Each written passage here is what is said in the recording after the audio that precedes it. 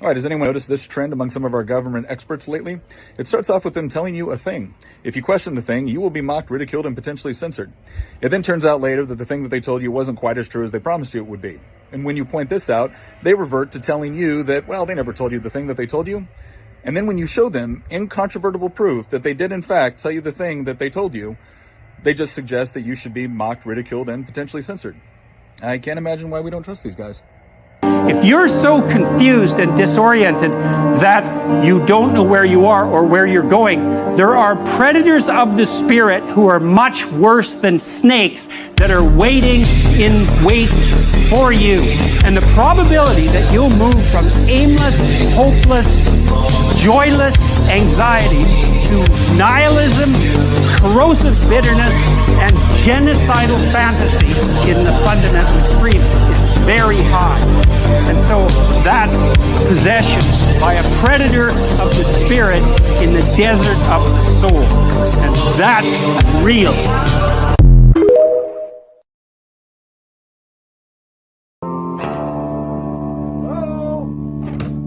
Honey, someone's coming to the house. Someone's coming to the house. What do we do? What do we do?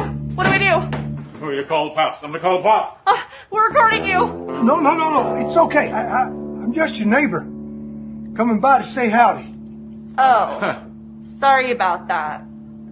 Yeah, we're not used to people stopping by to say howdy without assaulting us first, robbing us, or defecating on our lawn.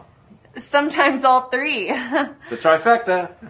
We're from Los Angeles. Just moved to Texas. I figured. Oh, the California plates? Well, yeah, and the masks. Inside your own house.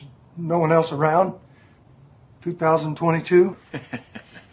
We just want to be extra safe. We feel naked without masks. We'll probably wear them for the rest of our lives. We'll be buried in them. Okay. Well, you seem like a lovely couple. Like I said, I just wanted to drop by and welcome you to the neighborhood. Why? Do you want something? Oh, no. I think he's being friendly. People around here are friendly, like we've seen in the movies, right? I thought that was just make-believe, like superheroes or families that go to church. No, that's a myth. This is real life. So, I live in that house over yonder. Name's Kevin. Hi, Kevin. I'm Tiffany, she, her. And I'm Steve, he, him. What are your pronouns? I don't believe in pronouns. I think they're reductive. In fact, just your asking about it is a microaggression. Oh my gosh, I am so sorry. I didn't mean to. No, it's okay. I'm just messing with you. I like all pronouns. My favorite is you. Yeah. I don't get it. Exactly. So, if you need anything, just holler. My wife and I'd be happy to help. Baby, he has a gun. I'm calling the cops. I'm recording you. No. Recording It's you. okay. Good morning. I'm here to give you an update on the FBI's investigation of Secretary Clinton. What I want to do is tell you what we're recommending. But first, let me tell you what we found. 110 emails in 52 email chains have been determined to contain classified information. What difference at this point does it make? 8 of those chains are top secret, 36 of those chains secret, and 8 contain confidential information. What difference at this point does it make? Everything I did was admitted. There was no law, no regulation. Secretary Clinton should have known that an unclassified system was no place for that conversation. I did not email any classified material to anyone on my email. None of these emails should have been on any kind of unclassified system, not even Gmail. But first of all, nothing was marked classified. To the contrary, Nothing was marked classified. there is evidence that Nothing tremendous was amount, marked tremendous amount. classified. Now let me tell you what we Oh found. my God. 110 emails. It was not the best choice. 52 email chains It was a mistake. have been determined to contain classified information. What difference at this point does it 8 make? of those chains are top It wasn't the best choice. 36 of those chains I said secret. it was a mistake. 8 contain confidential information. What difference at this point does it With make? respect to our recommendation, this is going to be an unusual statement in at least a couple of ways. Although there is evidence, our judgment is that no reasonable prosecutor would bring such a case. I know there will be intense public debate. I know there will be intense public debate. I know there will be intense public debate. Public debate. What difference at this point does it make? 110 emails. It wasn't the best choice. 52 email chains. I made a mistake. Have been determined to contain classified information. What difference at this point does it make? 8 of those chains were top It was not a secret. good choice. 6 of those chains I said it was a mistake. and 8 contained confidential information. What difference at this point does it make?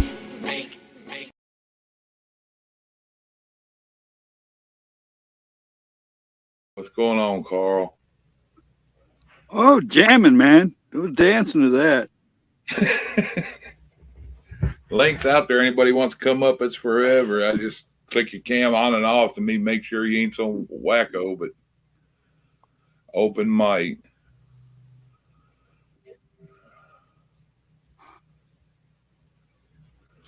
Hey, everybody out there. I usually go through a roll call, but there's too many out there to list tonight. So it's picking up as it rolls.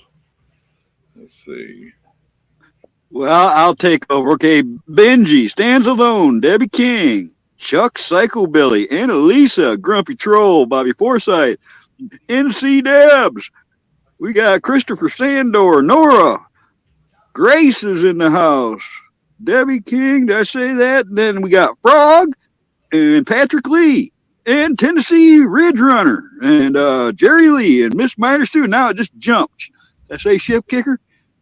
I think I'm catching up here. Hick Gal, Willard Hall, the American one. Gosh, they just keep rolling in here, Chuck. Benji, he's up in there. Sharon Hudgens. Here's a bunch of rolling in. Hey, Lisa. Hey, Chuck. University Tidbits. Oh, hey, all first king. I got to get out of the chat. Who's up here now? We got, who was that, Lisa Anderson? And hey, Jim. Hey, Sharon. Echo. Just the one I was going to recommend come up on panel tonight, and she shows up on her own. Look at that. Hi. Hey, everybody that don't go to Shift Kicker stuff, she just dropped her link. They have a Women's Wednesday, which she likes everybody to be there anyway. It's a gathering for them. Be respectful. Come by, say hi, click a like, share it out. Thank you. Okay, I'll put on a tie and serve the ladies drinks.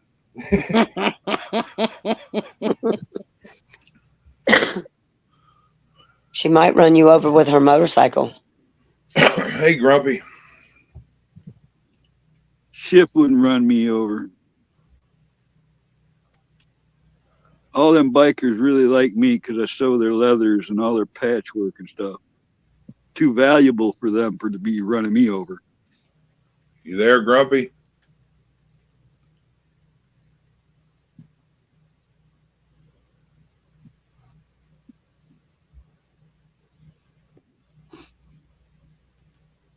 Hey, all four. We got another microphone mishap. There you are, right there. Welcome, all y'all. Everybody that's been here and the new ones rolling in.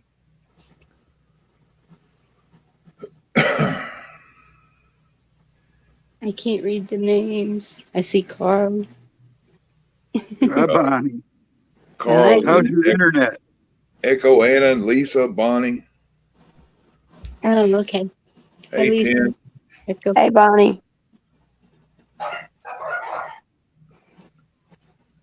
Chuck. See, she ain't going to run me over. She's going to give me a ride, telling me to hang on tight. I just don't know where to grab. Link it out. Actually, it's got the handles on the side of the back seat, Hey, Barb. so you don't have to Hey, look Grace. weird. Hey, Hey, Chris. Barb. Yeah, but those are called sissy bars, Bonnie. Oh.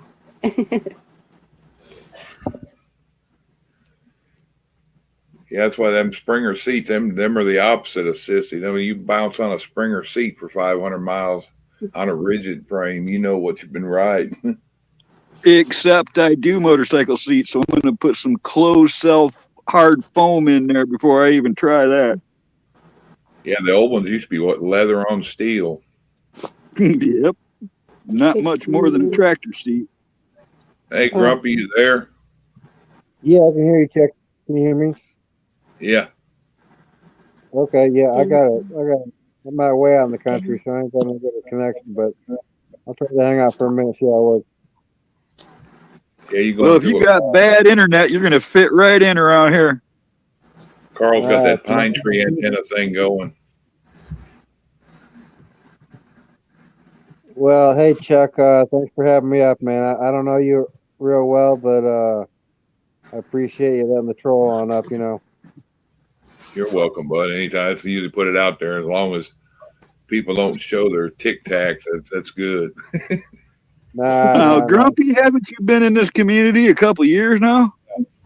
Oh, yeah, I've been around for a bit. I recognize you, Camo. Hey, Cam. Hey, Grumpy. Hey, Lester, good to see you. Hey, Jim. Links out there. Anybody wants it, I'll drop it again. Hi, Grumpy. Hey, Jerry. Hello, Lester. How are you doing today? Doing pretty good, thank you. Hope you are. Oh, it's another day and the fall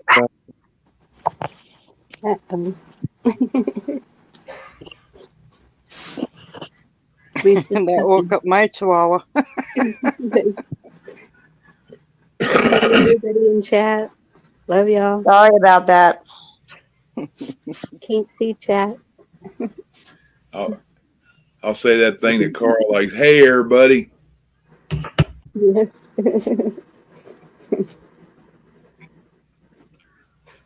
Chuck, tell Cam, Tennessee Ridge Runner to get up here. Ridge Runner, come on up. Here's a link. Cam, I honestly think Cam thinks people hate him or something. I don't really think that. I don't think anybody hates him. There was a lot of controversy, but people kind of look past all that shit. If you're calling somebody out on something, that's great. They need to be called out if they're a jack off. Yes. I have a hard time keeping my mouth shut, you know? Me too. I'm always too quiet. Same. Oh, he's working. As shy and as calm as I am, you confuse me with Bonnie when I'm talking. I can't keep a straight face saying that. Yeah, because the voices are so similar. Hi, everybody. I can imagine, though, Bonnie, you piss her off. She'd be like that little gal off of Police Academy. With, don't move, dirtbag. You know what? I'll tell you what. Not a lot of things creep me out on this planet, but you doing a girl's voice just about did it. Did you disappear last night on purpose, or where the topic went is why you left? Who, me? Me? Mm-hmm. I was right there to the end. We were backstage. Remember, I started talking about stuff, and everybody left. Yeah. Now, you remember? Did we say something about somebody wearing a kilt or something like that, and then Carl left? No, that was you. Me and Bonnie were the last ones there. I don't remember the kilt, though. Yeah, he's getting us confused with his other friends. What were you smoking last night, Chuck? Oh, no, maybe I need to. When he fell asleep there for a while, he probably dreamt all that shit. I've been sipping on this tonic that I ain't got the alcohol out yet. Oh, look, there it is, right there.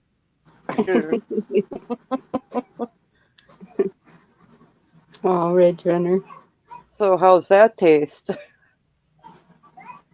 Green?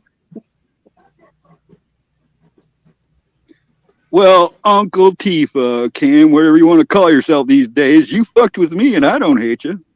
Remember, shut the fuck up, Carl? Actually, I kind of thought that was funny because I collect those memes. Yeah, I've been called a few cute little names, and I don't care.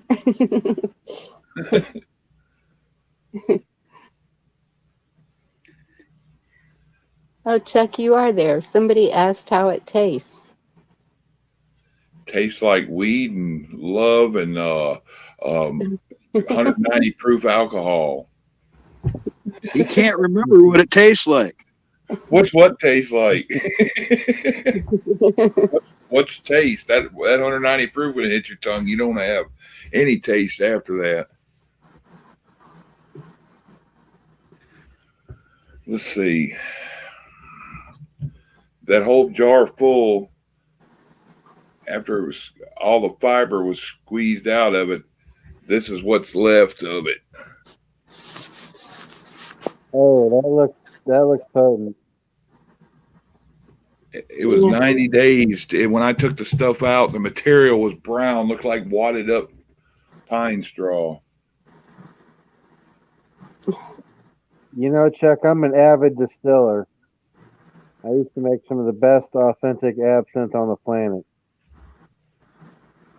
Awesome. Yeah. Absinthe, yeah.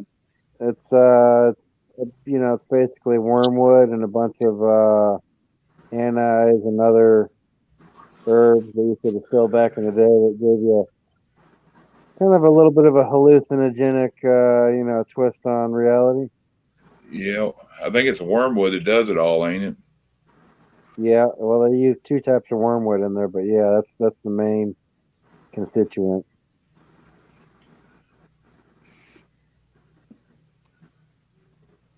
But yeah, I used to travel around to festivals, handing out to my friends and whatnot, and that was good times. Yeah, I used to. Now I'm sober, except the stuff I use for pain control. Yeah. I don't mind drinking. I just mind the hangovers. Yeah, them ones that last a week that suck. I swear, the older I got, the worse hangovers got too.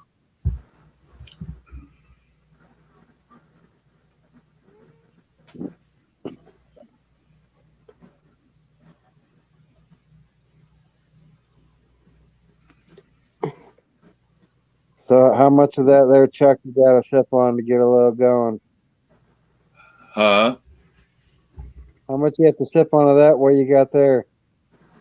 I don't know, that was 1.5 ounces I packed in that jar, and I put probably a good half pint to a pint of 190 in it and let it sit. So I shook it every day and let it sit in it. So I don't know what it's going to come out of, but I'm going to Chuck, you got room for 10?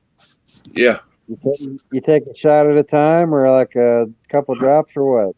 I hadn't done any. I took a couple of, like, dip something in it and lick it a few times, and it usually chills me out and puts me to sleep, but I need to reduce it down. Yeah. You can have 10 people up here, can't you, Chuck? Yep. Yeah. Hey, Pooty Poo.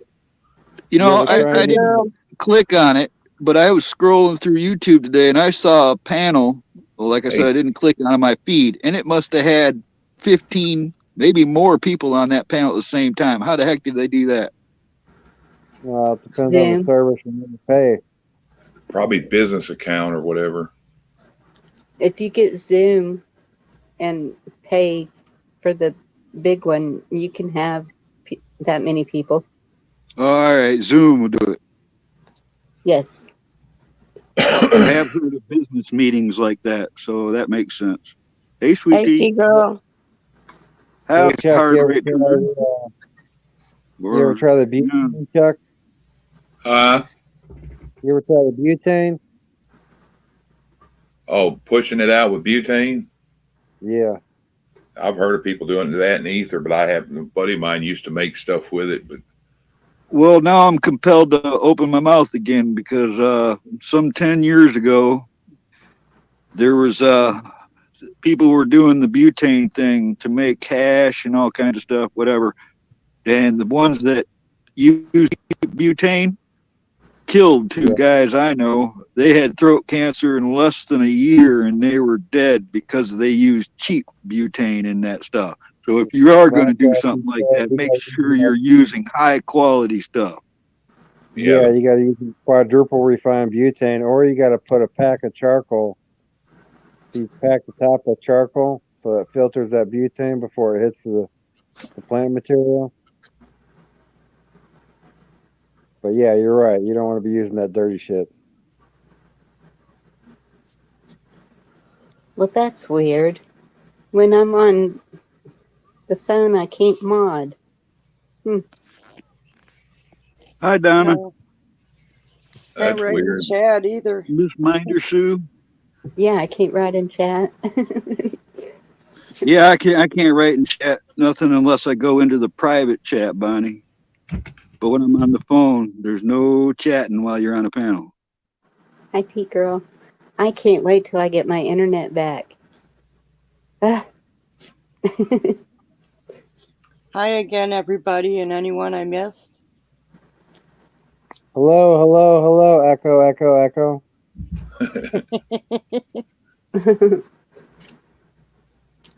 Everybody Wing Chun tonight. So, Echo, did you spend your whole day looking into details of what happened there in Nashville? I looked at the footage and picked out a few odd things, but who knows what it means, you know? Do you guys, I don't do a channel or anything that I could go and put a bunch of clips up, so it's pretty much just taking my word for it, and I'd rather not discuss the things I noticed on a public forum. I'll let people figure it out for themselves. do you guys notice the weird anomaly with numbers happening in these events at all? Any of you? Yes. Oh, yeah. Yeah, I still think the person that ends up getting blamed for a lot of this stuff is somewhere in a van, and they're either already gone or they let them loose. There he is. He got a gun. Pop, pop. Oh yeah, for sure. That's besides the point. At this point in time, they're all complete puppets. But I mean, the fact that it was like 33rd something something street. If you go to their Google reviews, they had 33 Google reviews on that church or that school.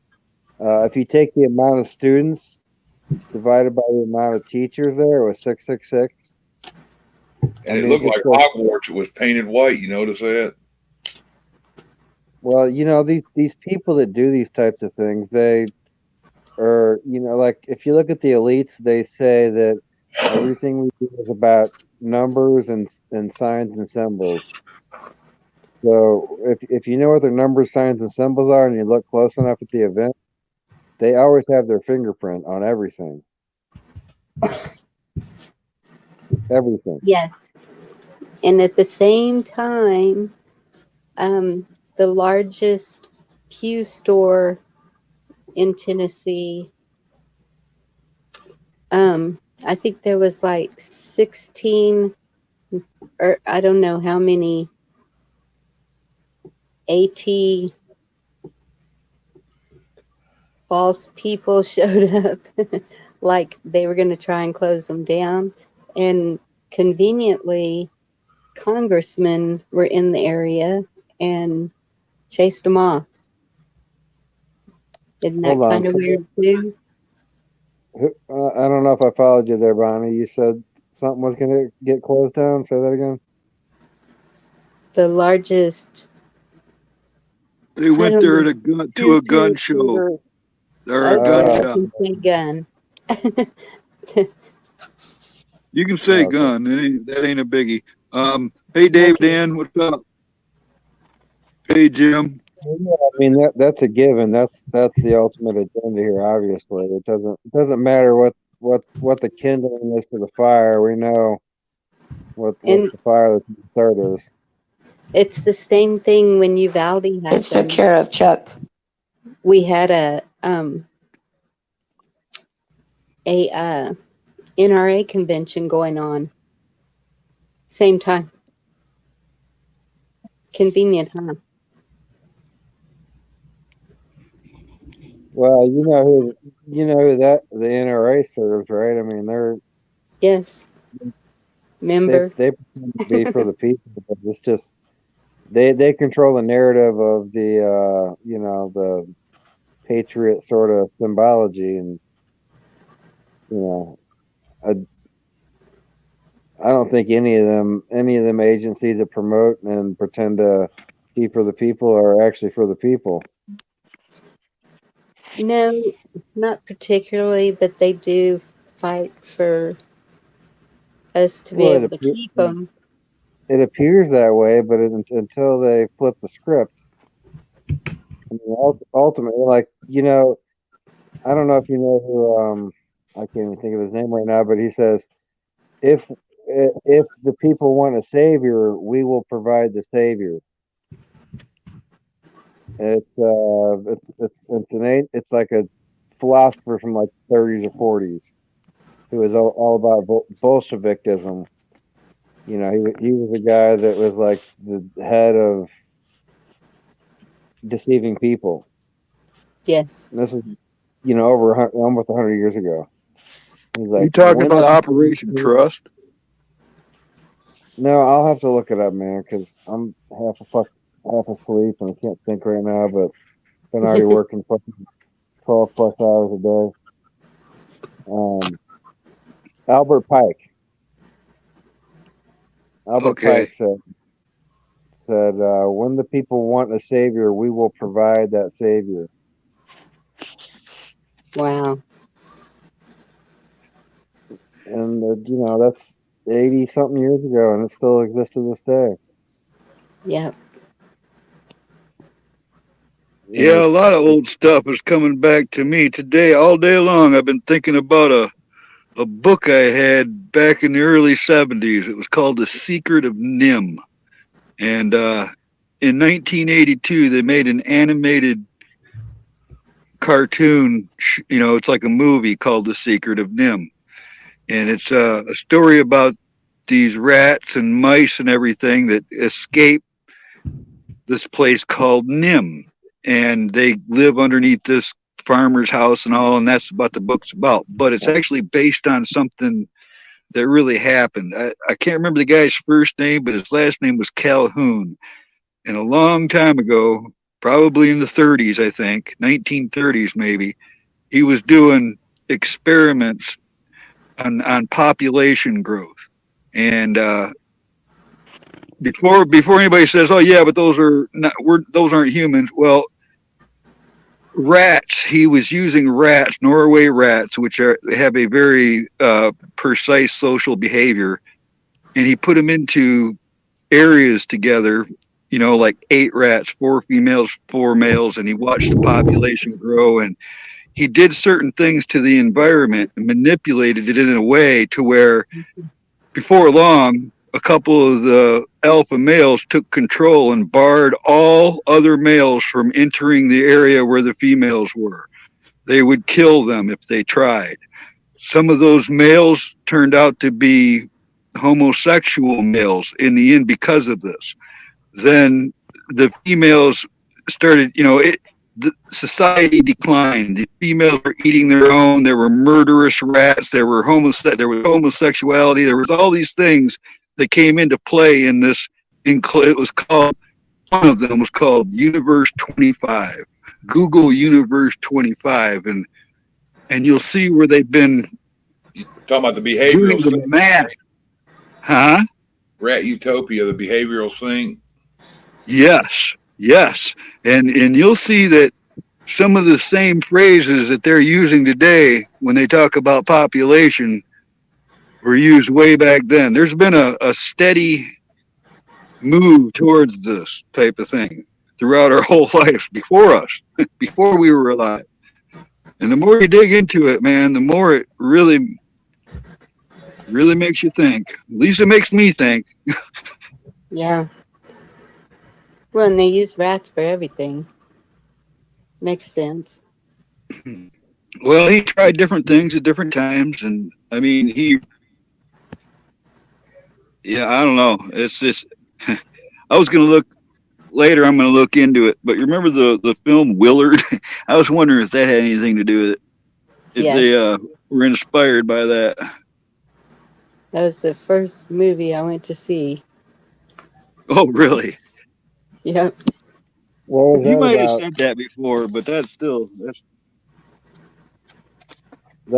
my the time. thing that you have to take into consideration when they're doing these experiments that they're doing on animals, they don't have the intelligence or the sense that of logic that humans do.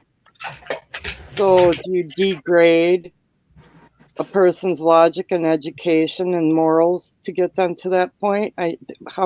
Animals wouldn't have that going on, would they?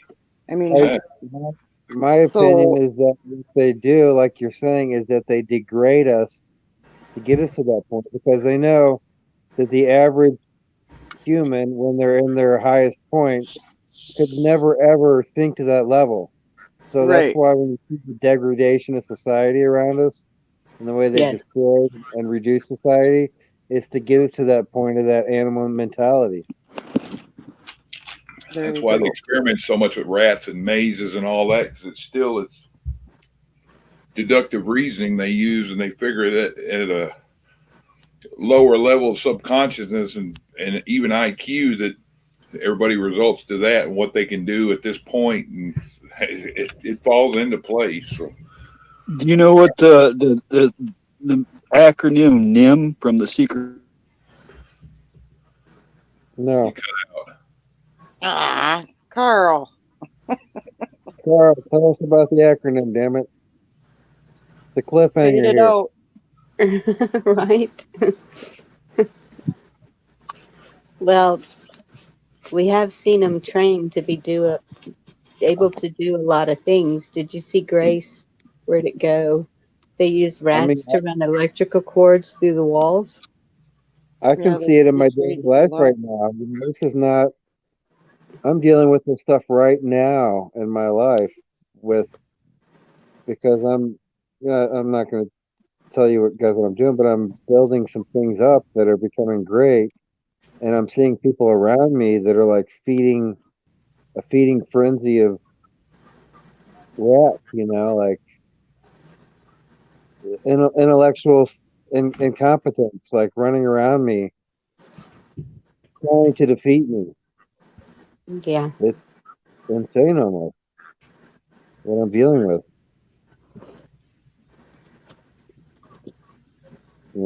It sucks because I'm trying to bring all of humanity up with me, trying to raise these people up,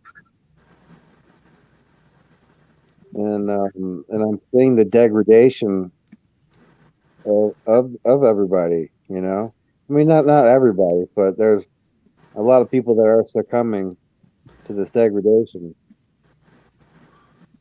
Wow, that anti put out there the I see that. nasty ones have got their own flag now. Of course they Yeah. do. Probably an anthem to go with it.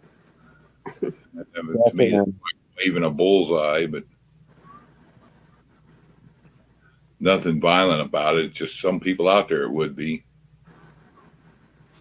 It's getting close to the violent point though, because that's the ultimate outcome. Because at the end of the whole, like what Carl was saying, at the end of that whole thing with the rats, is they attack each other.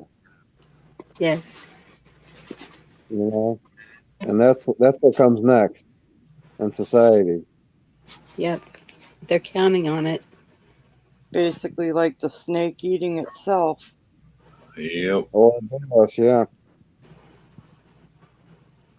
And that's where we have to be better. That's how we win, is showing them, no, you didn't make me do that. Because that's the goal. But, well, it's more than just about being better. It's about using your brain to think better. Because these people that subvert to the lower intellectual states, they can be defeated by us maintaining our higher intellectual abilities. We cannot think that lower state of being. Absolutely. I agree.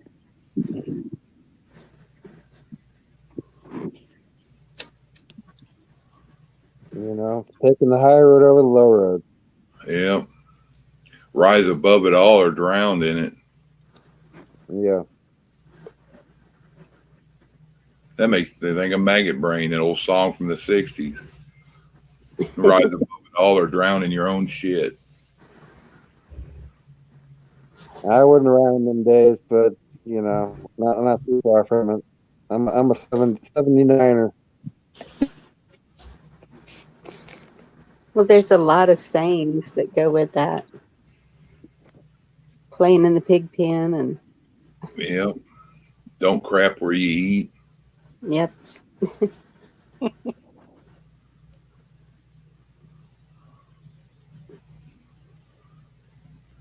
Well, I hope Carl comes back because he has some good input there. What was that? I didn't catch it. Oh, I said I hope Carl pops back and he has some good input. Yeah, he might have lost his connection. He gets points where he loses complete any kind of data or Wi-Fi or anything. Yeah. Yeah, he's one of the people I recognize the most. Well, him and Lessa. I know I've seen Lessa for years too. But you know, the rest of y'all are just new to me. But I've known Ten for oh shit, I don't know, going on 4 years now, maybe more. Yeah, I've been around for a long time. I was Occam's razor and monkey bone. Oh, okay. Yeah, I remember Occam's razor.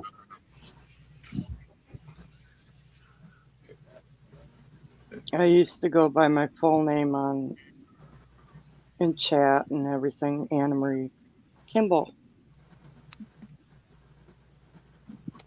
Yep, Astro Parliament Funkadelics, Maggot Brain. Well, a couple of them have it. I mean, it's good to talk to your sheriffs and make sure that they are on board with protecting their county, no matter what. Yeah, they're supposed to sworn to I've protect. found out here, even in this Podunk Ozark area that I'm in, man, they're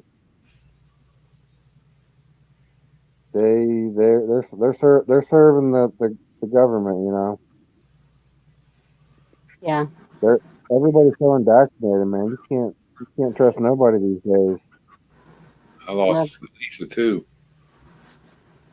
That's why I'm working on mine, because I want him to know. I know.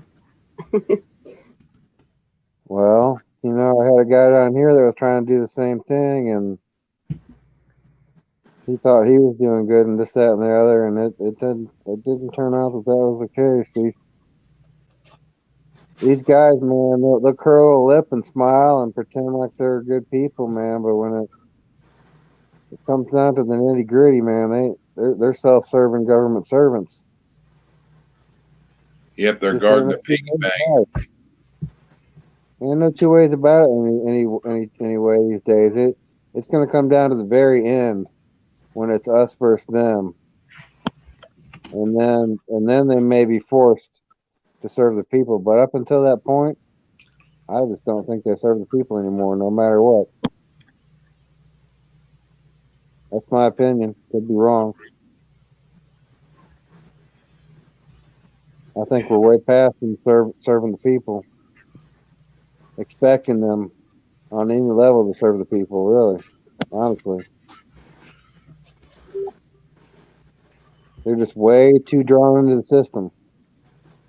Yeah. They're past serving the Constitution.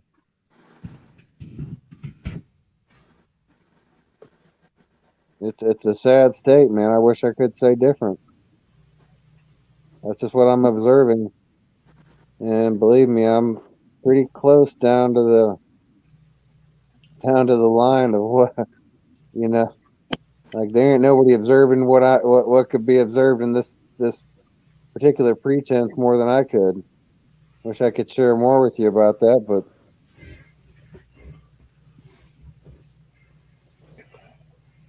Yeah, I learned a lot of what we talk about. You bring certain things up, you scare people, and then a lot of people want to know more about it and want you to go deeper. And it's hard. Stuff's hard. Then you get a lot of them saying it's intel. And if it's intel, that'll get somebody kick your door in and drag you off if it's real intel. So yeah, that's as much as I'd ever share. But I'll tell you right now, man. depending on where you've been or where you at, you can't even claim that you had eggs Benedict there. Can't the way a lot of that stuff goes. Yeah. Yeah, that's true. That's what I was I just just going said, to say. don't trust nobody but yourself and your kinfolk and your neighbors. Yeah. They got a uniform on. Be, just be cautious. That's it. You can hope for the best, but plan for the worst. And there ain't that better, and ever been a better time to have that opinion. Better to have people on your side around you than not knowing who's who when the stuff gets stupid. Well, and that's why we're already like that because of my location to the border. We have to be. You pretty down by close by Mexico? Not real close, but close enough. Yeah, I sent her a thing. I was looking at some land down there, and it was like 10 miles from the border by Pecos, and she's like, "No." That sounds perfect, man. Just hired a couple mercenaries, for night vision, just to guard the border, the edge of your property. You'd be good, man. No, it's flat. Okay. There's no trees. It's desert. Yeah. I'm up here in Missouri. I'm in the Ozarks. I just got me a nice little perch of land here with water running through it back at 20, Okay. I'm actually right. There's a place that bottles water that bottles water to sell out of an artesian well, and they're at the top of my hill. So I got artesian water running down the back of my yard. I like it up there between Rolla, and you go due south to Lake of the Ozarks. I like it anywhere in between there, and then even in the Arkansas side, even though it's Arkansas. Wow, he lost his connection, losing everybody. I have a friend in Merriam Woods. Bonnie, that the area where that land was, I did some searching around there. Hell, there wasn't a tree around there for 10 miles.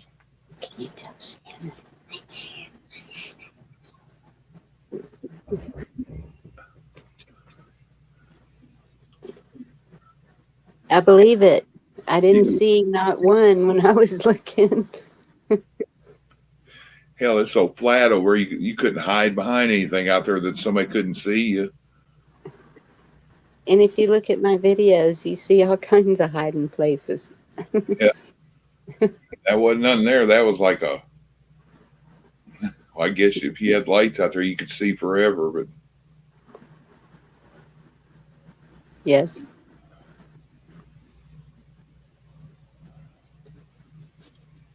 But they don't care what's coming across. They don't care. Wonder. Grumpy bag.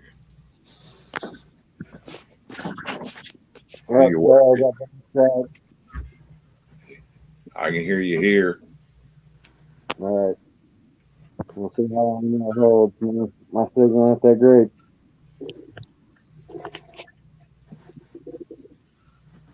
Hey, remote. Oh, hi, remote. Long time no see. Link's out there, dude, if you want to come up. Hey, remote.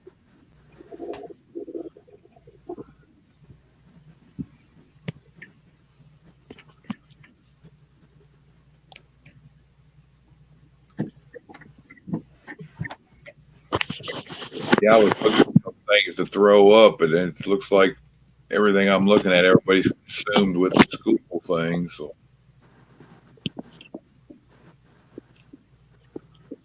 Going back on that shooting, I wanted to say, have you guys noticed that just about every one of these school shootings or mass shootings there happens to have been somebody that an article or interview is done with someone that was involved in a previous shooting.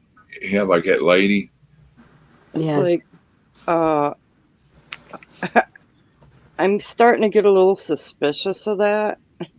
Well, you remember a couple of years ago, don't you, with the school shooting in that gay bar in Florida and all, and they had that one skinny, curly-headed guy and that older lady that was showed up to like 3 or 4 of them, and one of them, they were the mom and son. Yeah. Yeah.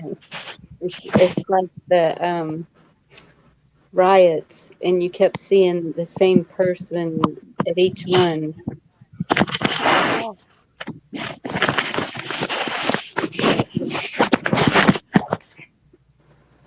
Here's something that completely fits that if I can get it to come up. Can't remember their last name. There was 2 brothers, one bad, one good. Always videoing. Have you guys ever noticed how these people are like more than happy? Like they're like a lot of times like gleefully delightful. Like they don't seem very like distraught. Yes. I was laughing at the meme, not at what you said. Yeah, you're right. You know, some people actually seem like they're dramatic actors, like over dramatizing, and then in other cases are just no emotion at all.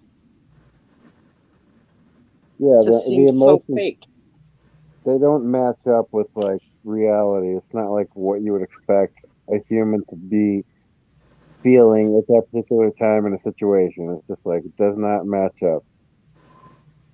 Yep. You know, which makes sense Yeah. considering what they're trying to do.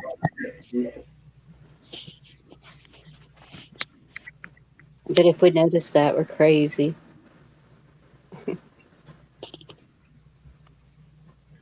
Yeah, people aren't supposed to see stuff that makes sense.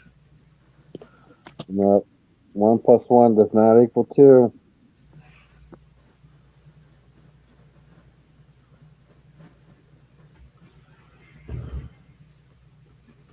The thing that gets me about all these scenarios is all the hidden information they put in these things, the numbers, the colors, the geometry, all like if you I mean I study this kind of stuff, you know, so I can see it, you know, like I study the Kabbalah and the numerology and the symbolism and the geometry and all these little things that these elitists insert into these scenarios.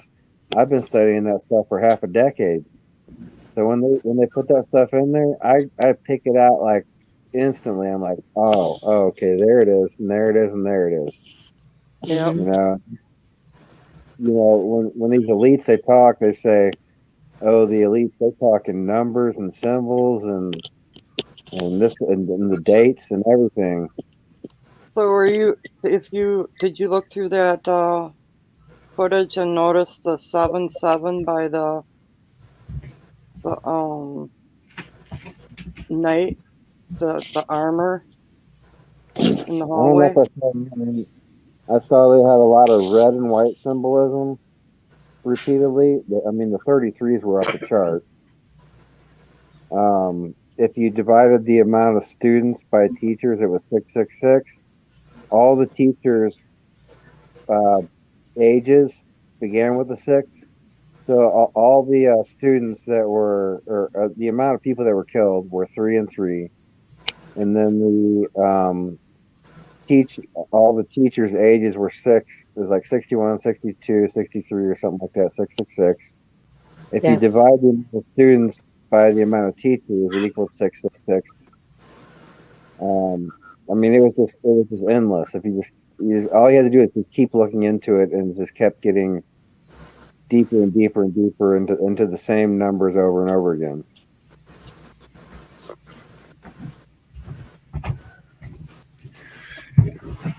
Yeah, my cousin, she's a rescue worker down there. She's southwest of Nashville a little bit.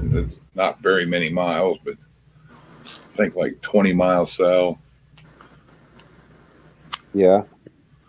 I need to talk to her, see what she's heard, but she's probably, if she knows anything, probably had to sign something. I did see they had one ambulance there. There was ambulance number 8, and when they showed the picture of it, they showed the license plate on the front, which was 8, and they showed the sign on the side, which was 8, which is the 88. You know, it's like 88 miles an hour to go back to the future. And the thing about 88 is one of the big ways that they come up with the number 88 is 19 times 99.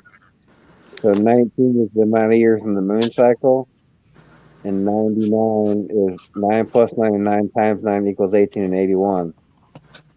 And there's a thing called the rule of Khalil where you can delete the number 1 because 1 times any number equals itself. So 1 times 8 equals always 8. So if you see 1881, it can always mean 88. Anyway, it's a kind of very hard, difficult thing to explain. But anytime you see the 99 or the 88, it always means 88, which is like it's a reference to time, basically. And isn't 8 kind of like a figure 8, infinity, and also a symbol for meta? Yeah, and the Ouroboros even, it's like just it's a circle, or even a circle circling back on itself to make an 8, or just even a 0 with the Ouroboros. It's a reference to time. But yeah, that's exactly what it is. It's all tied into the whole time. And everything that I'm hearing and looking at lately that I keep stumbling on, coming with angel numbers and with timeline, end of a timeline. Oh, it's definitely that. Jerry. These people are forcing the end of the timeline. And they're openly displaying that for anybody with the eyes to see. That's why that's why I've been studying this information. It's so important to me to understand how these numbers work together, and the geometry, and the all the like even the Kabbalah and these equations and the geometry and everything that we're always being presented with daily. Because one of the things that these people do is they openly display this information to us. And it's up to us to be able to look at the information being provided and discern what they're trying to tell us. And then from that information, make a decision. I'm not saying that we can make, like if they're telling us it's the end of time, how do we make a great decision on what to do with tomorrow? Yeah. It's almost impossible. Annie, I saw that. That was the city in Mexico right across from El Paso.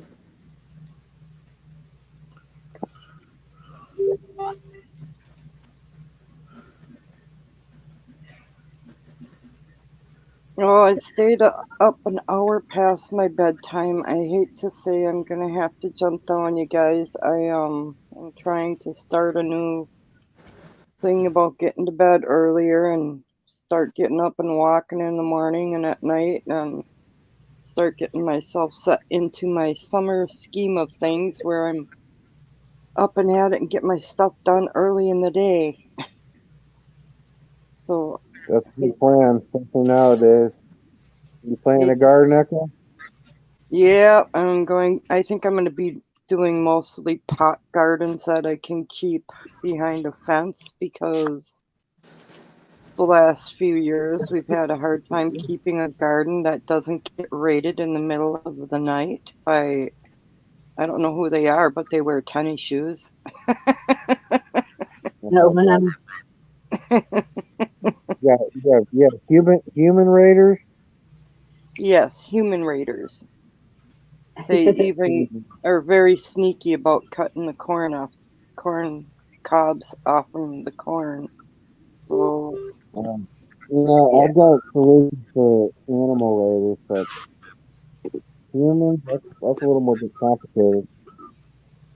Yeah, I thought about like rigging up a little shock system out there, but I'd probably get in trouble for Have that. you seen those remote motion activated sprinklers? Yeah, the Maybe. thing is you would have to be up at night to see or hear them, and I don't know. I But guess it's echo. just easier to put them behind the fence in the doggy yard area and closer to the house. Do you experience any bug problems? I have the absolute ultimate solution to that. I may have to try to hit you up on that one because we do have those. I don't know. They're kind of a brown little beetle that comes, a light brown or almost a tan beetle.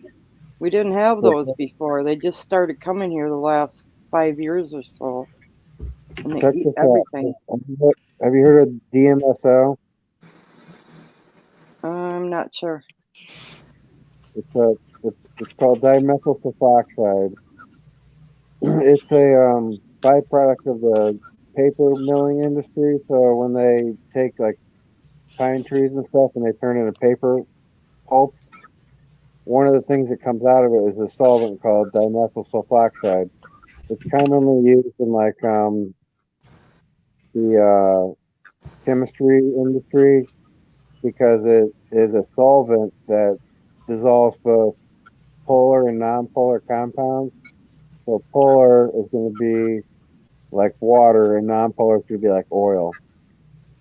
Um, so what you do is you can buy this stuff by the gallon on the internet, and you take like a couple ounces of DMSO and you combine it with an essential oil that combats pests. Like you can use peppermint. There's a whole host of essential oils you can use. I sell essential oils, so that's what I'm saying. But what you do is you take the DMSO, like say 2 ounces of it, combine it with 2 ounces of like peppermint oil, and Okay. then let the two sit together. And there's going to be a thermal reaction that takes place because when the DMSO solubilizes an active compound, there's an exothermic reaction that creates heat.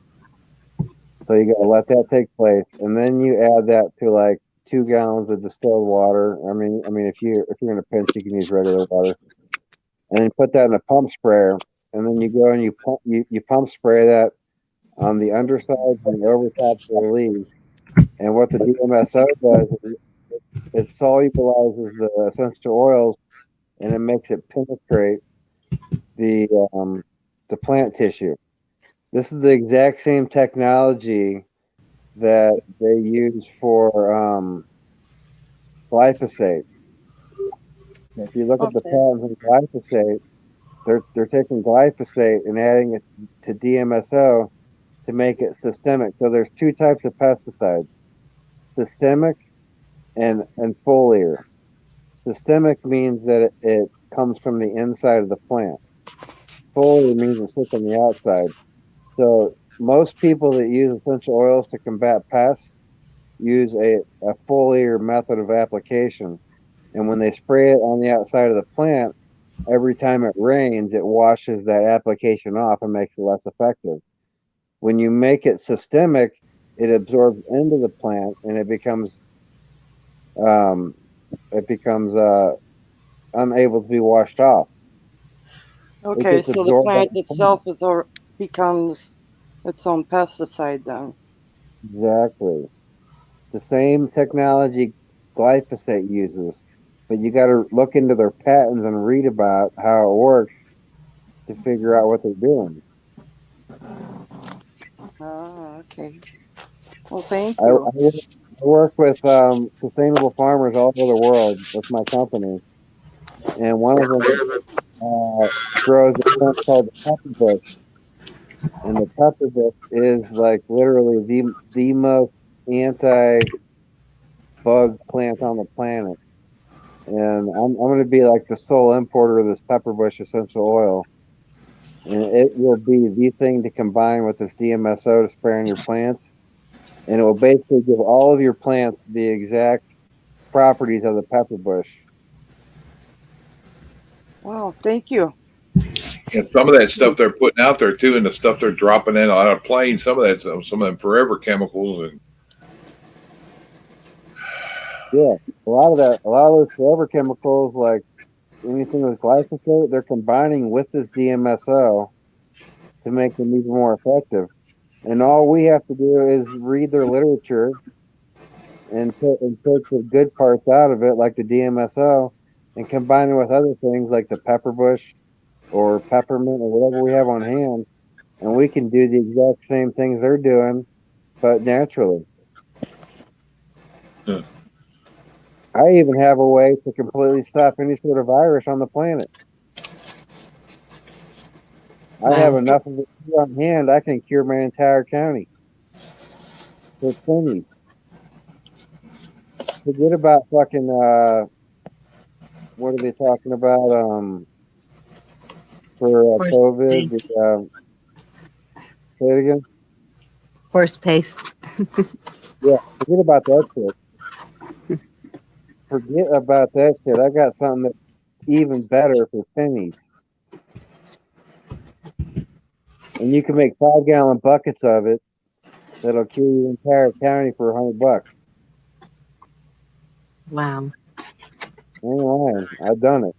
All my employees have never had a sick day for the past 2 years. Do you have a channel that you have this on, or I have a website. a website? I have a multi-million-dollar natural products company. But I don't really like to advertise that, you know. Oh, so we can't have your website? I mean, I would encourage you, if you know Ken, get a hold of Ken and she will get a hold of me. I have enough problems with the authorities, you know. Well, thank you. I'm going to step down. Everybody have a good night, and God bless you all. I'll talk to you later, okay? Thanks, Chuck. Thanks, Hey, Bonnie. coming up. Good night, Thanks, Ethel. Night-night. Love you, hon. There's a private chat on here, ain't there? Yes, I'm fixing to put my email in it.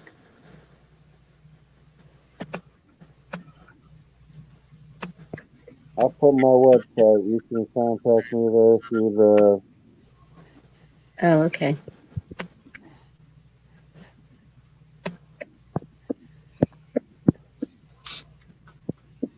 Yeah, I just, you know, I know a whole lot about a whole lot, but I'm at the point now that I've had enough weird shit happen that I don't advertise too much. Well, we need people like you that have the knowledge and the ability to do these things. Well, you know, I intend to share this knowledge. It ain't like I'm trying to keep it to myself, but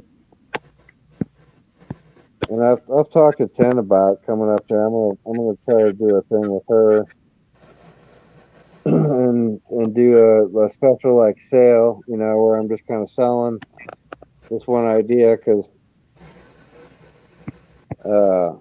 I mean it can actually be used to purify water. And that's how I'll advertise it, because that's all it really needs to be advertised as. But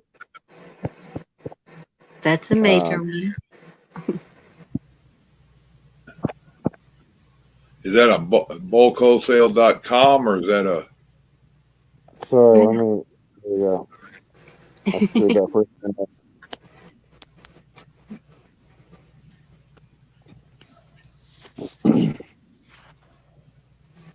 Yeah, just send me a message through there and I'll hook you up. I mean, I've been sending the stuff out for free to my friends for ages. And I know I've saved lives. I actually saved my dog's life because he got parvo. I got two Akita puppies, and there was another puppy on my land that had a parvo, and that's basically like the plague for dogs. And one of my puppies got it before I figured out what it was. It was already dead. And the second one, he got it too, and I had to put him on an IV. I started injecting the stuff into the injection port on the IV, and I was able to save him.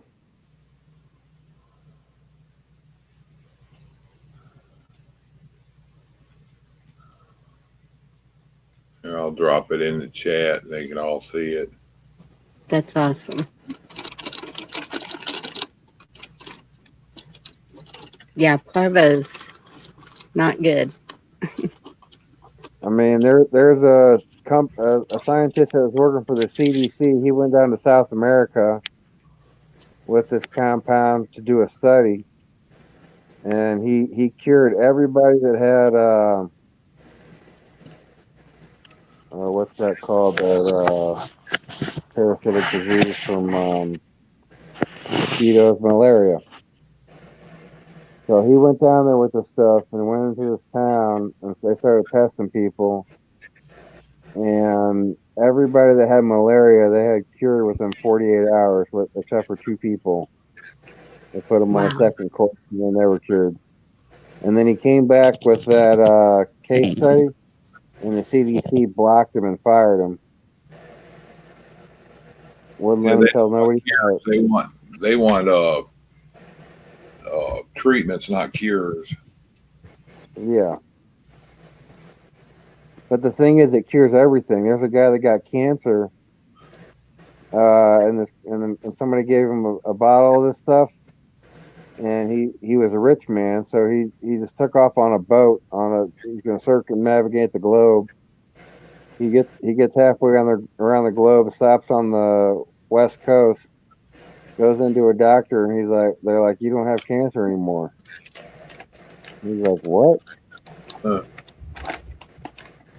Because a lot of cancer is derived from parasites. I mean, we know that from like the HPV vaccine, and how that is been putting, we don't know shit about the microcosm of humans, Yeah, everything derives from the gut, and everything's either cause of a parasite or a parasite itself. So.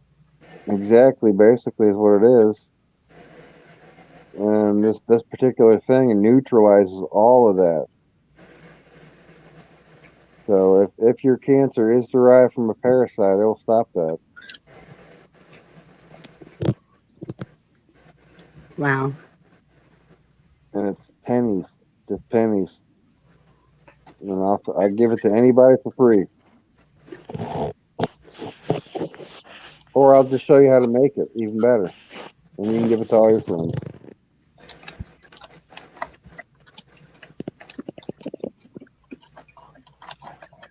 Here, I'll drop my email and stuff in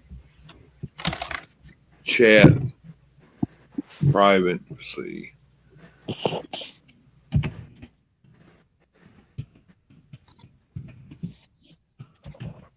Because honestly, I ain't got time for shit right now, but I don't mind sharing the knowledge.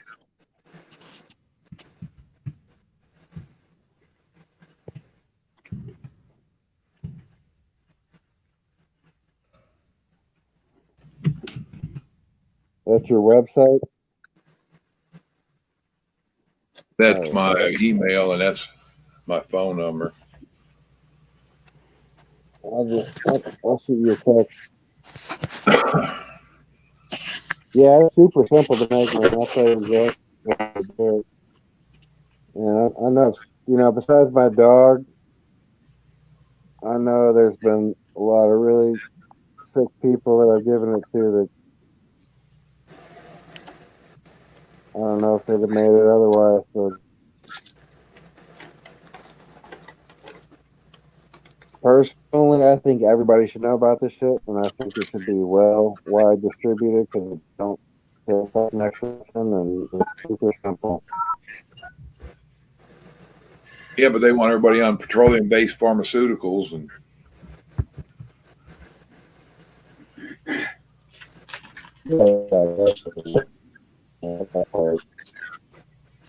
everything's a money grab.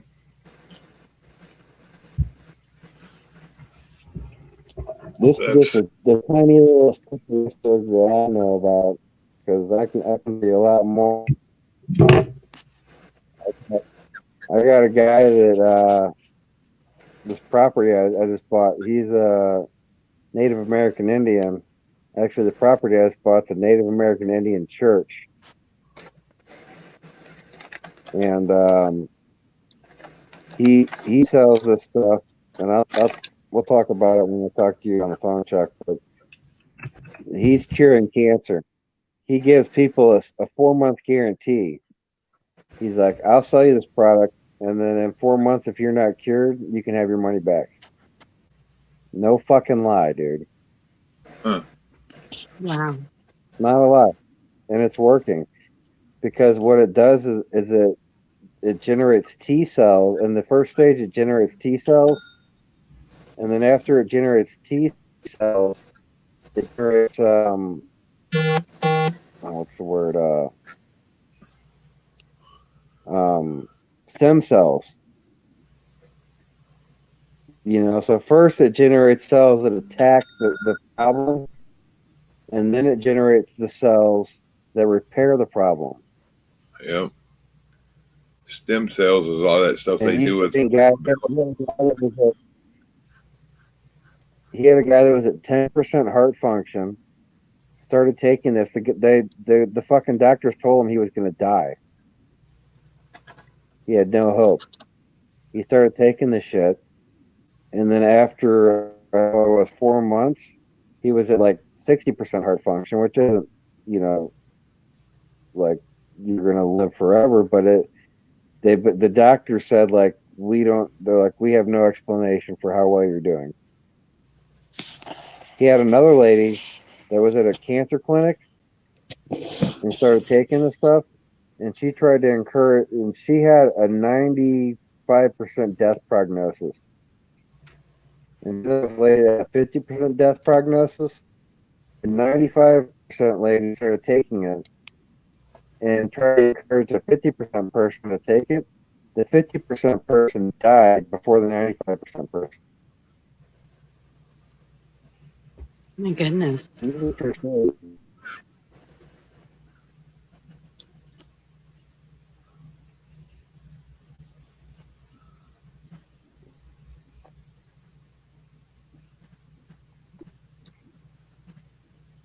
Yeah, I need to look into stuff. Son, Did you look at any yet, Jack? Was that you?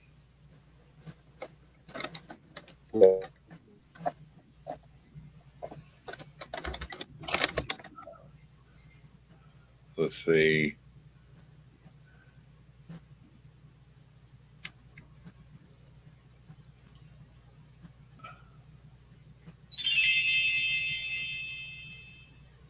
What, the pistol brace rule thing? Yes. Yeah, that's that stuff for the AR, unless they're trying to modify it again.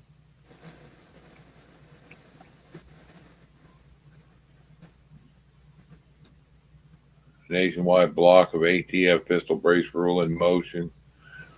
Yeah, because once they start being able to dabble with one thing, it has to do with your second, then they can go in there and do whatever they want with any of them. Well, and a lot of times whenever they make up the one, there'll be several in it. Hold on a second.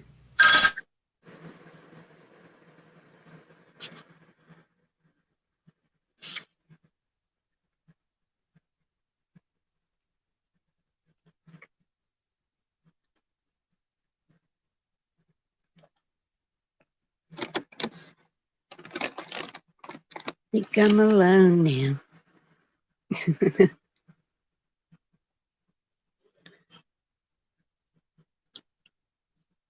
Oh, I am. What is it? Oh, I was just sitting here. I think I'm alone now. Oh, yep, I am. I guess he lost service. He started sounding. That was him trying to text me. He got my number, and I guess it disconnected him. Mm.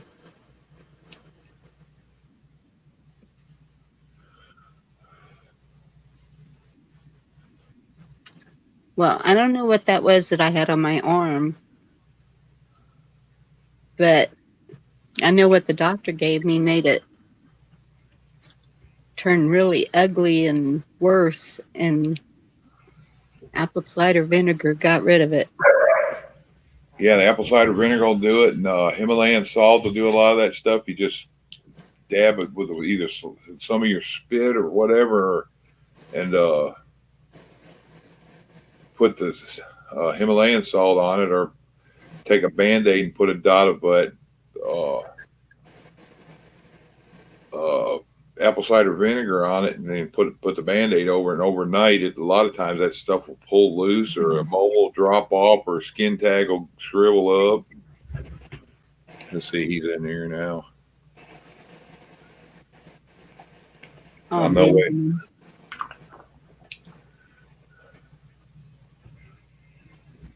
I know, I always have the chat. Yeah, we're not doctors. We just talk about what we see from this side. But hello.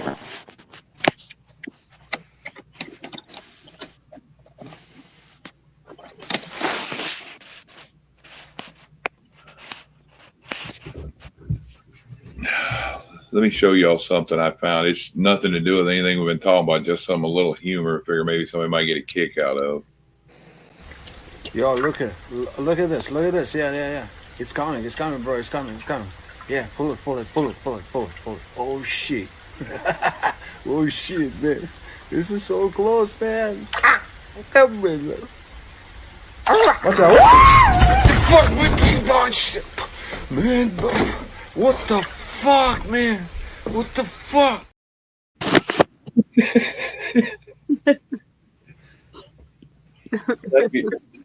Wouldn't that be a surprise when you're fishing? I've seen that happen so many times.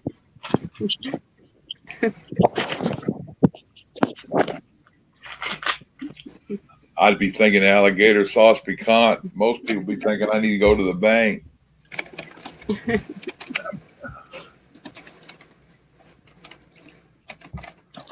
Had a sheriff up on. We had the kids out there fishing years ago, and he come out there on the pier, and he goes, "You ain't supposed to be out there on the pier." And I said, "The guy that owns the pier and that has the box over there where you put money in there to park or fish around here or to launch a boat or whatever, said we could be on the pier since it's not real active this late." He goes, "Oh," I said, "And we've been watching the alligators. There ain't no alligators out here." And then we walked over, and I said, "Look right there." And there was like 4 sets of eyes looking up.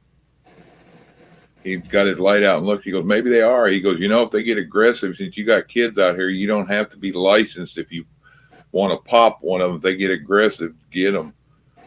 I said, "I planned on that without permission, but." Where you at?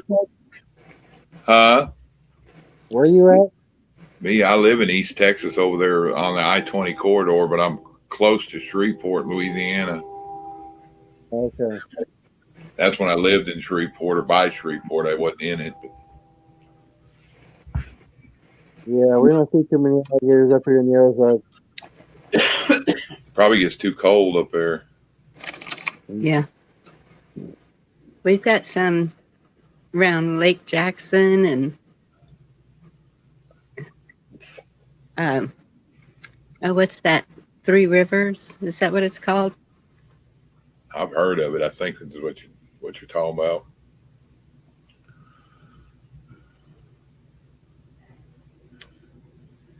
Yeah, when they start getting funny like that, usually it's because their food supply is down, and they start looking at other places, and they don't really have fear of people, and animals get less fear of people when their food's messed with.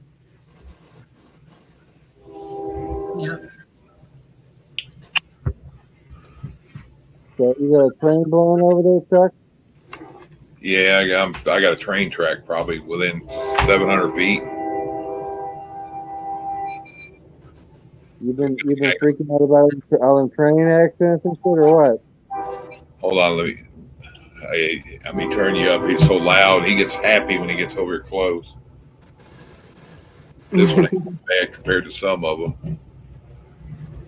I was just wondering, man. That's got to be a little weird, man. Thinking about all the train accidents going on.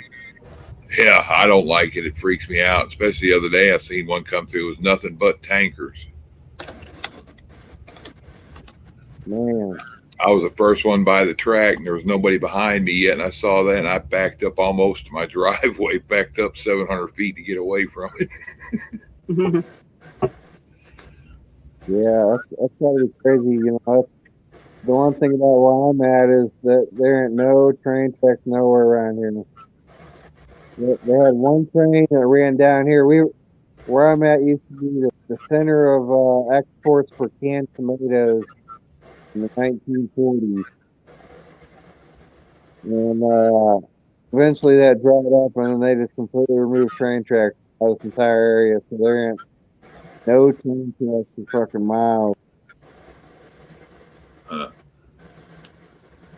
you know, we're close enough to any of them anyway. You know, if something pops off somewhere. But man, if the way shit's going these days, it's always a concern. It's like, damn, where are they gonna fuck up and pollute next? Yeah. Yeah, I don't have any tracks near me, but after seeing Ohio, we know that can travel. Hold on, Nancy. I'm looking see if I can find it.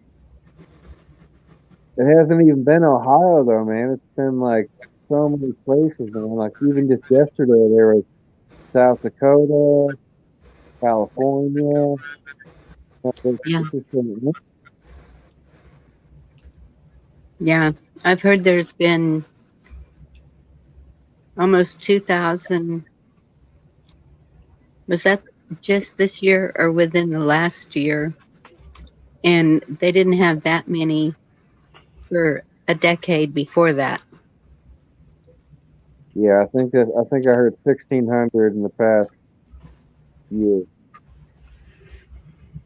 And There you go. I don't know the historical facts, but I talked to a few train engineers online that said they've been running tracks their entire lives and seen just one or two. Yes. Yeah, these tracks over here by where they cross over here on both sides of the road. One's not so bad. The other side's for shit. You see every wheel that goes over it, it looks like the track goes down about 4 or 5 inches, and then the concrete things that they got going between the tracks over the road, they're always just shuffled and dropping down, and they're always trying to fix it. And yeah, it's just an accident waiting to happen. Well, here's one thing, Chuck, I saw today that I'd like to point out was on a guy's YouTube channel I watch, and he said that one of his good friends was in one of the higher ups of one of these big South something or other railroad company, and they were calling an emergency meeting of all the higher ups in the railroad company to discuss why all these derailments were happening. And they had come to the conclusion that it was government initiated. They were on the grounds that they couldn't come out right away and say that was the case because they couldn't spark this thing between the government and the railroad and let all the people know that could be the case. So I got this guy was saying coming on YouTube. There you go. Okay, I got a very, very, very close friend that I've known for I'd say about 35 years. He is a safety inspector, rail inspector for Amtrak. And he was telling me that himself and six other inspectors that cover the rails all the way from I'm trying to think of capital city of New Jersey. Um, Crap, I can't remember the name of it. But the capital of New Jersey, all the way up to Maine, Bangor, Maine. And he was telling me that him and 6 other lead inspectors now, George is 70, I think he just turned 71. So he's been with Amtrak since he was 18 years old, has been an inspector for them since he was 31. And that's all he did was inspect railroad tracks. Approximately 3 years, 3 years and 3 months ago, they were all forced into retirement, all 6 of them. Wow. No options for taking a desk job or anything like that. It was a complete forced retirement. And he only had so he retired. He retired out at 30 years. And then he was home for year to a year and a half. And then they called him back, and they put him right back on the same rails. Safety wise, they had one train wreck in the entire 50 something years that he worked for Amtrak on his rails. And that was because of the fact that the driver was going way too fast. And it was during an ice season that had happened. Now him and I have been talking about other things going on and such, and basically what he stated to me was that he believed that the reason that they got rid of him and the other 6 inspectors was because of the fact that they were planning some nefarious shit. Didn't want nobody getting in the way, huh? Yep. You don't let guys go with that kind of experience and knowledge in regards to the traversity of trains, and and knowing the rails so well. It just doesn't happen. So I was actually talking with him. I talked to him earlier today. I had to call him to give him my new phone number, and we talked for quite an extensive amount of time. And he was filling my ear. He was filling my ear. He said the NTSB that we're inspecting the situation in Ohio, the new one in South Dakota, and a bunch of the ones that have happened in Washington State. He said it's the biggest joke he's ever seen. He says that stuff would never ever have happened on his watch. He said Washington was the most fatal state for train derailments in the country during basically since the 1960s. It's the highest number every single year of train derailments. They've known about the problems, and the thing is that because we're in a mountainous region, we depend on those rails, in order to get goods and services here. And he just said, he says, no wonder why you guys are having problems getting stuff into Oregon. He says the tractor trailers don't want to drive it because they don't want to expend that kind of fuel going up and down the mountains. And he said the trains, nobody wants to put anything on the tracks because they're afraid that they're going to lose their product via that. And there's no write-off for all of that after a period of, after a certain point. So, and remote, you're correct. Train derailments used to be rare. They were almost like a myth. But unfortunately, when you take guys like your lead inspectors off the job, you expect anything to happen. And it's a real shame. So, It but yeah, is. There's no excuse for, excuse me, it's Count Yoga. No excuse for if it was like a wheel bearing that locked up, and you could see that could derail a train once it gets heated up good enough. well, But dude, that there's was no on fire. That was on fire for miles and miles. right. There's no excuse for that. I mean, none. It's all it is. It's a question of lubrication, man. You know, But here's what and one guy was preventive saying. maintenance. Here's what one guy was saying about that is he said that at every rail yard they have a guy that they're called a carman, and the carman, when these trains pass by, they got a chalk stick, and they mark when they've checked the wheels. So they check these wheels at every depot to make sure they're in good working order. And he said that these carmen, if they don't maintain these wheels, they're out of the job. So a lot of times they're working ahead of schedule and they're repairing things that don't necessarily need to be repaired. You know, because they want to make sure that they're keeping their union jobs. So Yeah, it's. I mean, you look at the if you look at the Ohio situation, they said 31 miles away was the first trip. That or the first sensor that was hit that told them that there was a fire. Wow. 31 miles. And they said it was sparking. People claimed to see sparks before that. Yep. People were calling it into fire departments and police departments. So, and nobody did a thing. Nobody did nothing. And so they said they had enough room at the 30-mile mark that you're talking about. They could have stopped the train 3 times. They had that much length to slow it down. Did you guys see that video of that car sitting alongside of the tracks that had no reason to combust? Did you guys see that video? There was a lady from the safety board that said that the first car that they set that the governor ordered set on fire, basically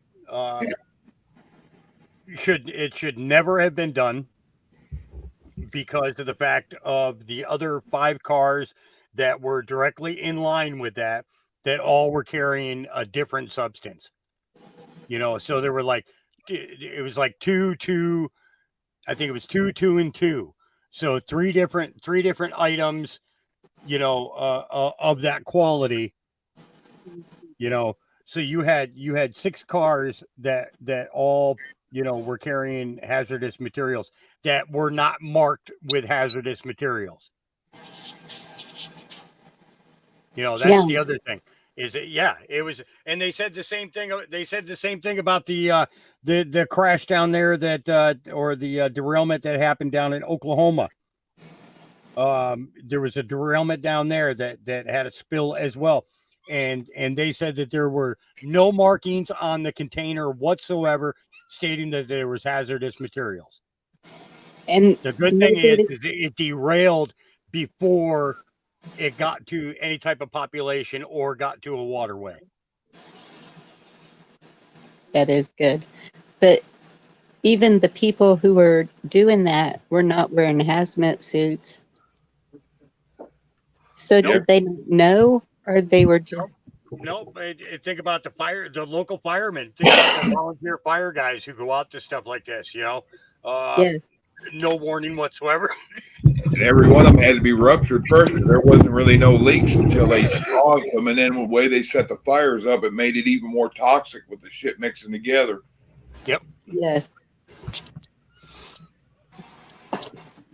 It was a planned thing. I love that name, though. Grumpy Troll. Love that.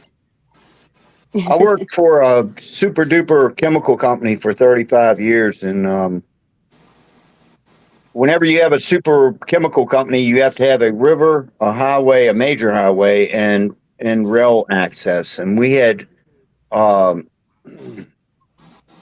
hit gal. I'm looking Smurfy again, huh? Oh, Blue. It's merely the lighting, baby. There you go. But we had to deal with that sort of stuff all the time, and this big black tankers would come in and all the time. coming and going. And so, I had a little bit of experience with that. But we had a terrible thing that happened at work one time where those chemical tankers, they unload them from underneath. You hook a pipe up to it, and it's liquid that comes out and goes to wherever it's going to go. But back in the 60s, a guy went to go do that, but he didn't chock the rail car. I think it was just a rail car by itself. And as the fluid and the weight changed in this container, the weight shifted and the train rolled over on top of him. It caught him right in like the waist. And it's, I don't know if it's like an industrial legend or what, but it happened before I started working there, and I always heard about it. And they said they got the guy's wife out there and everything. Once they moved the train, he was going to die. It was holding all the pressure from his upper body. As horrific as that sounds. And he got his wife out there and said their goodbyes and moved the train, and there he went. He was under like a Ziploc bag effect. Exactly. Yeah. I know. Yeah, it was terrible. Yeah, all those trains too are supposed to have placards marked on what level of lethal stuff it is and how bad it is. Yep. Yeah, but it's all like in code though. It'll be like X2DC507 or something, Yeah, and they're up there, still have the hazardous material. Oh, you still got to have the diamond on there. Yeah, the diamond. Yeah, I know what that is. Yeah. Flammable, and I can't even remember all the things they were. Flammable, reactive. Chemical, reactive, radioactive. Yeah. And I think the white one just meant nothing. You're good. I had a video of one of the guys in Ohio. I can't remember who he was from. He goes, but the three materials of those 3 cars or 6 cars or whatever that were together right there, those aren't even supposed to be put together on the train. One's supposed to be here, there. They keep them separated in case something happens that they don't. Right. Yeah. Right. But see, they had put an engine in the middle of that train. Hence the reason that those cars were pushed together. They took off 2 cars and they put that engine in the middle. Which allowed them more speed. And hence the reason for the brakes to burn up and the wheels to burn up. So yeah, somebody mentioned a minute ago about the caboose, and from what I understand, they don't have cabooses anymore. They have this thing called the end of train device. That just, I guess it's a camera or something. I don't know, but cabooses are cool. Got a wood stove in there and shit, man. Yeah, caboose would be happening. I don't know if there's still one. There was one right here at the state line up the road from me, sitting there on the side of the road forever, in the old train station. And I need to look, see if that stuff's still there anymore. Yeah, they have the end of train device now. That's very romantic, the end of train device. I've seen a bunch of those that were converted into restaurants. Sitting on a set of rails in the middle of town, It's they bring it in, set it up on a rail so that it gives it the authentic look and all that, and they turn them into the old school like 1950s style diners on the insides. Yeah. We had a diner up here for years and years and years, and it was a Mexican restaurant. It was great, man. It was really, really good. And they moved the whole thing. I guess it's at least 150 miles away down to Nags Head, North Carolina. It's called Millie's now, I think, but it's the same one that we had up here. Yeah. But it's not a caboose. It almost looks like an Airstream camper. One of those trolley car. Diner car. Yeah, it was a real diner car. Yeah. Yeah, it's there's a couple. I've seen a couple of trolley car restaurants too. That actually all of them always had good food. Yeah. Always had good food. It was, Those were the good old days. Yeah, I miss that. It's like it's like what did they change all the 76 truck stops to TA or TNA or something like that? They changed them to. But the 76 truck stops, when you were traveling, that was the place to stop. Home style cooking, 24 hours a day, and stuff like that. And then all of a sudden, then this big conglomerate came in, bought them all up, changed the menus. Now everything's kind of like shoe leather and smells like sneakers and yeah. Oh man, what happened? What happened to the guy coming out and pumping the gas?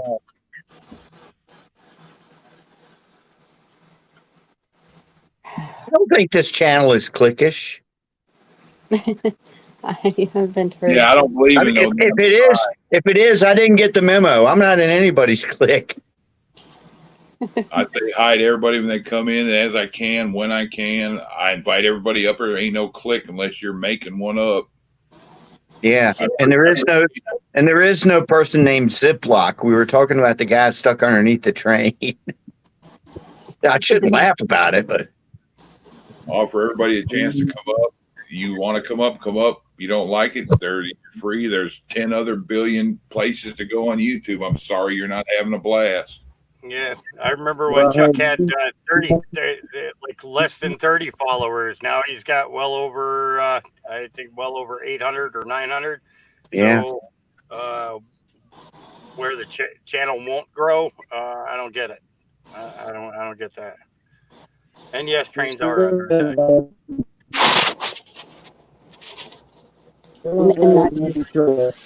My dad worked the railroad when he was a young man. And he was telling me stuff I never thought about. The top of a railroad track is it's got a radius on it. And then it's got a curve. And he asked me, I was a kid. He was like, why do you think that is? I'm like, hell if I know. He said, so it's when a train goes around a curve, the outer wheels are going faster than the inner wheels. And that curve in the track helps compensate for all that and all the heat dissipation and all that. I was like, damn, I never thought about that shit. Excuse me a second. Gave the hobos a chance to survive as the train's going through a mountain. Because back in the, you think back in the 1920s, 1930s, actually even before that, since the beginning of trains, people have been hopping onto trains and riding on top of the cars and everything else. So maybe they just didn't want a whole bunch of dead bodies on their hands, and so they put a little hump in the tunnel so that people could survive it. No, I don't mean the tunnel. I mean the train track itself. Oh yeah, yeah. The track itself has got a radius to it. It's got a curve to it. Yep. We lost somebody. Hold on a second, y'all. Somebody's asking for this. Fuck them. Fuck them. Fuck them. That was Lauren's asking for walking. Do you know that here in Richmond, Virginia, we've got, I think it was in 1925, I think, there was a tunnel going through Church Hill, and a train went in there and the tunnel collapsed on it, and it's all still there. Yeah, they just sealed off the ends. It's all still there. Yep. Hey, Tin. Hey, yeah, we're talking about trains. Yeah. Yeah, I was, when I was a kid, I was fascinated by trains. I got to went to the old museums and stuff like that, looking at trains from the 1800s and everything. I know you had train set. I have one now, man. I love that stuff. Yeah, had a bunch of them. I tried to recreate the driving of the Golden Spike. Oh yeah, but my brother was really stoned and tripped over the rails and broke everything. Tater loves trains as long as they got ice cream. That was like 40 years ago, 50 years ago. We used to play at the train tracks, ride down the hill on cardboard boxes. Yeah, we used to put pennies on there. Yep. Yeah, you put the penny on there. And then go try and find the damn thing. Because half the time they go pinging off of there. Yeah. I think I still got a couple of those pennies that are like that long. Yeah. Good night, David. Flattens them right out. And then the heat from the wheel melts it into place, so it's Yeah, they'll weld. That heat will weld. That's a lot of heat. I grew up in St. Louis. We used to go into these old train track tunnels. We used to go to the cities, and we'd have big old bonfires and eat a bunch of LSD. Sound like you're underwater, man. I turned him up. Oh, okay. I am underwater. Can you hear me now? Yeah, but you still sound like you're underwater. Nice. Maybe we're All right, talking to Jacques Cousteau. Cell phone mic. I couldn't hang out this long. Am I slightly?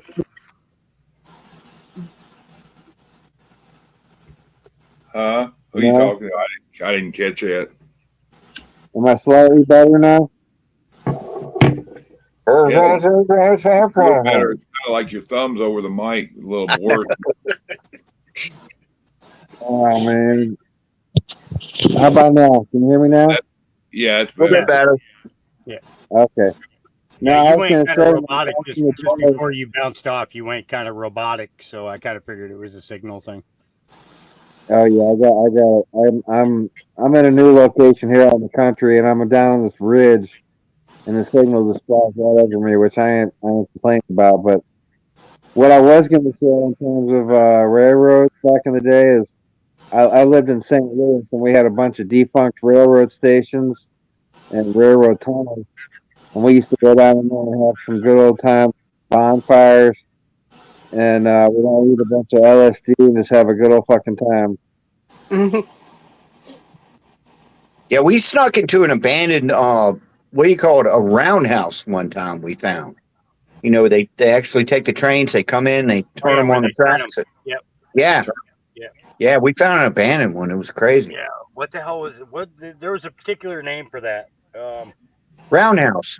That's No, what we call it. no. There was a Ing Nabbit. Yeah, I know. It's the reverse for a train. No, it Kind was. of. No, you Kind of. could. There was all these tracks that came into this one big ass building, and there was a So the turntable in the middle. It would Yeah. turn them around.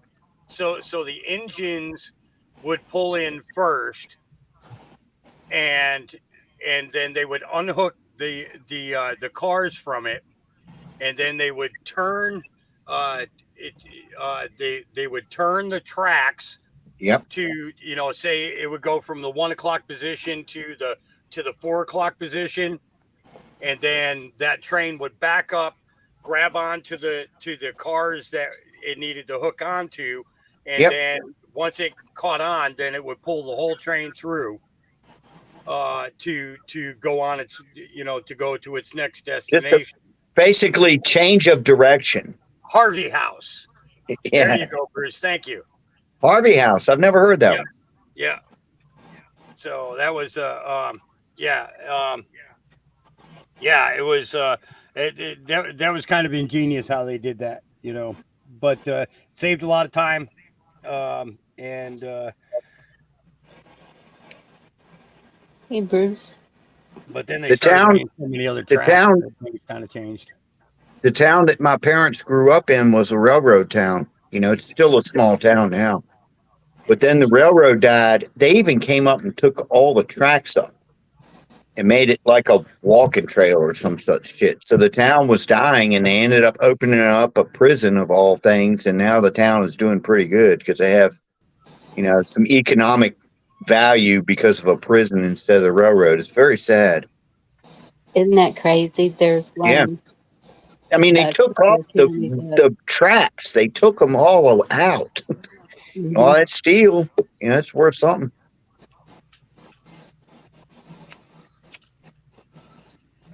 And it was funny because where the tracks had been, of course, everything's still there except for the tracks. It went straight to Chicago from here. And this one guy had this big idea, let's make a highway from here to Chicago, and it got some traction, and he almost got it going, but it never did happen. I thought it was a smart idea. Yeah, that was There you go. You figure that, up until the point that, motorized cars came along, well, even for about 15 years after cars came out, train was the ideal, way of travel. Yeah. After the wagon train stopped. So, it was their means of getting across the country. Watching watching these old shows, in old movies about the trains and stuff. Somebody was just saying in there talking about the TV show Hell on Wheels. Great series.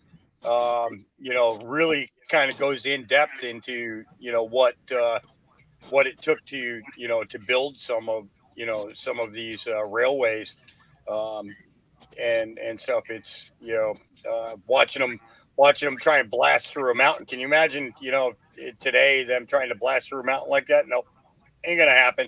They're gonna bring out one of them big tunnel makers and Yeah. do 2 miles a day through a mountain. No problem. Yeah, those tunnel makers trip me out, man. I know what you're talking about. They can do up That big boring thing, Yep, man. they can do up to 7 miles a day. I saw a picture of one today, and it had an emblem of United States Air Force on it. Mm-hmm. What does that mean? That's That your means that they're buried way under the ground, and they ain't telling nobody about it. Yep. Yep. That's how they made their missile silos. That's how they made their tunnels to move missiles inside underground. Because the whole idea of it was if we can spy on the enemy can spy on us, and the objective was to be able to move things without anybody seeing it. Yeah. Well, from what I've heard, is there's an entire transatlantic underground railroad that's not even disclosed.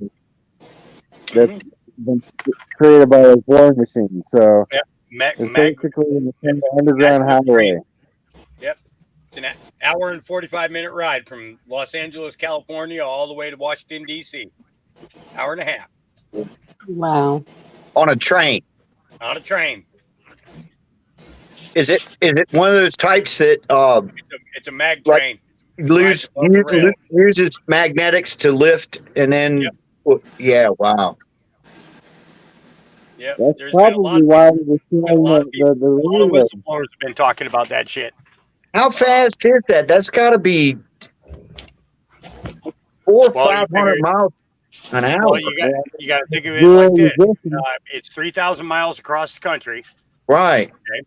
So from Los Angeles, California to Washington, D.C., that's a 3,025 mile drive. If you're driving by car, it's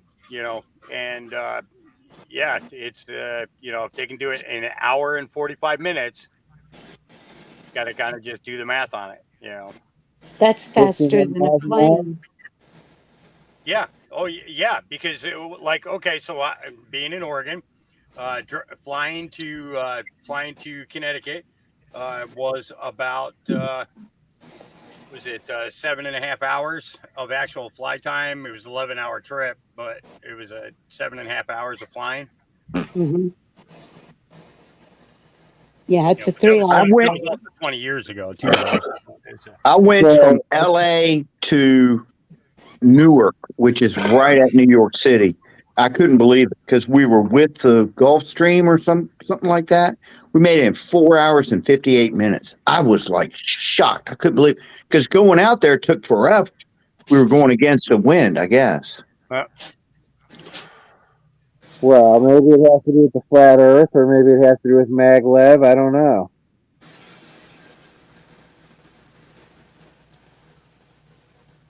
Yeah, it's 369. Those were the depths. 3 miles below surface, 6 miles below surface, 9 miles below surface. Now you sound like Nikola Tesla.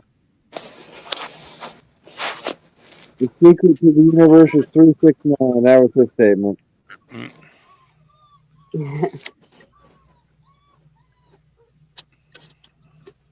No, but it really does make you wonder. I mean, if they are able to completely alleviate friction, then there's no reason something on the surface of the Earth, like a maglev, couldn't travel at the same rate of speed as something in there.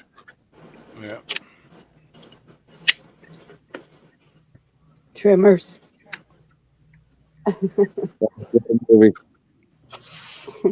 Still, you got to come into account of, that tunnel is, I get it.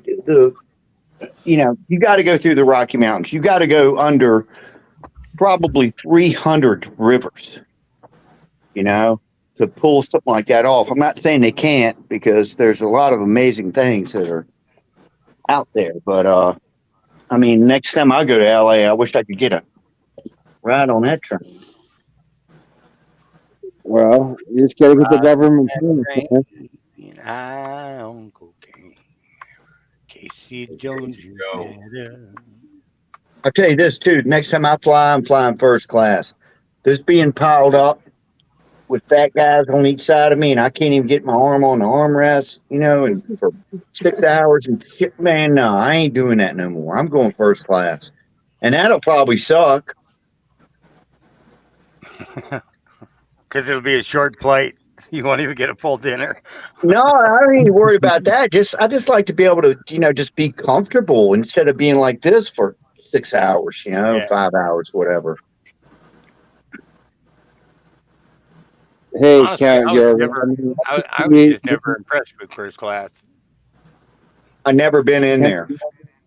I've never been. You look like an aristocrat, Count Yorga. It's like they made the seat smaller or something, man, or they piled up another seat or something, man. But the last I flew about a little over a year ago, I flew to Florida, and it sucked, man. I would have rather been on a bus. Look, Count Yorga, it's obvious, man. They made the people fatter. They didn't make the seats. Maybe that's what it was, because I was thinking back in the 70s, we didn't have fat people, man. They were rare. We all got out and rode our bikes and shit. Now they're around every corner. Go to Walmart. Oh, dude. The things I've seen at Walmart make me suicidal. Don't get me started on Walmart. I've seen some things worse than in those memes that they show of people at Walmart. Well, man. All you have to do is imagine when you walk into a Walmart, taking all those people and putting them on an airplane with yourself, and then you have what you experience on the airplane. Yeah, and then that one seat for Yorga when I'm stuck in between all of them, and they're all sweaty and gross. That's when the pilot comes back and says, "Okay, we need to drop 700 pounds of weight in order to make it to our destination." Have y'all heard? I think I've heard 2 planes. Someone has opened the door. You can't open the door, but you can try. Well, it won't. They said they did it. The first one, it even Really? pulled out the slide, and he went down the slide to try and get away.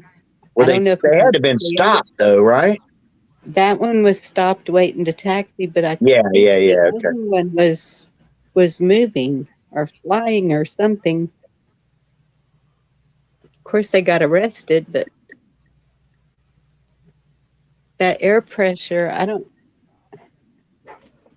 Oh no. So I know this. Those air marshals will beat the living snot out of you if they catch you. If you're on the ground and they catch you, everybody has cell phones now, so they're trying to be more careful. But I have one buddy of mine that tried to sneak something on an airplane that he shouldn't have been sneaking on an airplane, and they beat the living hell out of him, man. So what was it? Let's dive into this Walmart thing here real quick. So, okay, so Sam Walton was an overseer for the internment camps for Japanese Japanese Americans during the Second World War. Oh and no!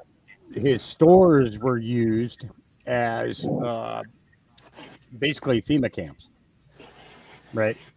Back then, and so all of the Walmarts have been designed to operate as it basically be federalized and become FEMA camps. Now, Oh yeah, something like that. so in Oregon, They still put the beer all the way in the back. We have 30 something Walmarts in the state of Oregon that are closing down, and there's like 15 or 16 of them in the state of Washington. A bunch of them in California, and a few other locations that I've heard of, and now I'm seeing more locations coming up in the chat there. Yes. What if they are getting ready to turn those Walmarts into exactly that? Could be. Come on, we've been talking about that shit for years, but here's the tip of the iceberg. The tip of the iceberg out where I'm at is that they've been setting up externally outside of these facilities, completely uncalled for, these customer pickup only zones. So when I moved out here, they had a customer pickup only zone behind the counters, and there was like 5 sacks of groceries on them.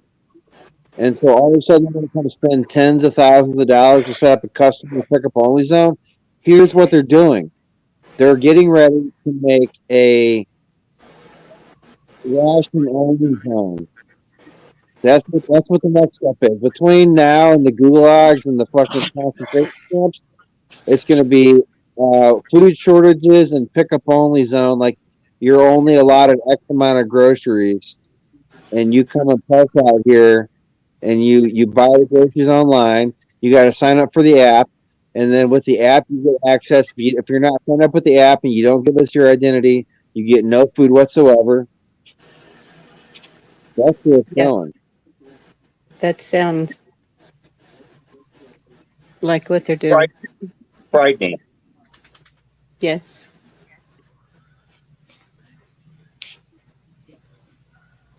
That's step one. Step 2 is gulag. Here's a little video for y'all if I can get it up here. Everybody start checking your straws if you go anywhere. Mm-hmm.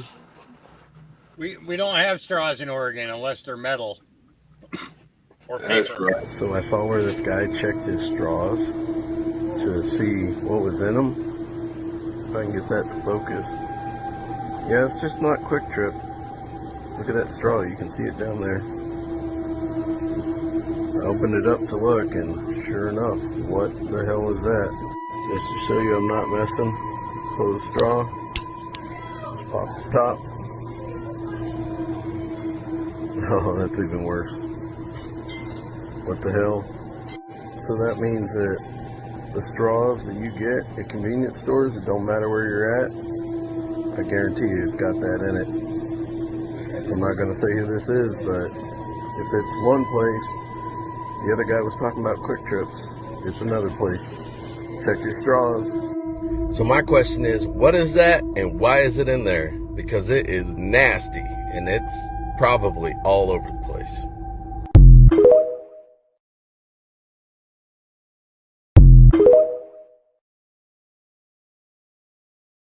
And they're trying to figure out ways to get it in you. What is it? Was it a white powder? No, it's black looking. Black, like a particular thing that we know is showing up in people's blood. Geo. Oh my goodness. Yeah. It could as well be fentanyl, and one of them straws, the amount to kill you wouldn't even be enough to be seen. No, I didn't get high on my Slurpee. That was a damn good Slurpee. I was going to go back for another one. Well, start looking in your damn straws before you start drinking through them. Yeah, I will this time for sure.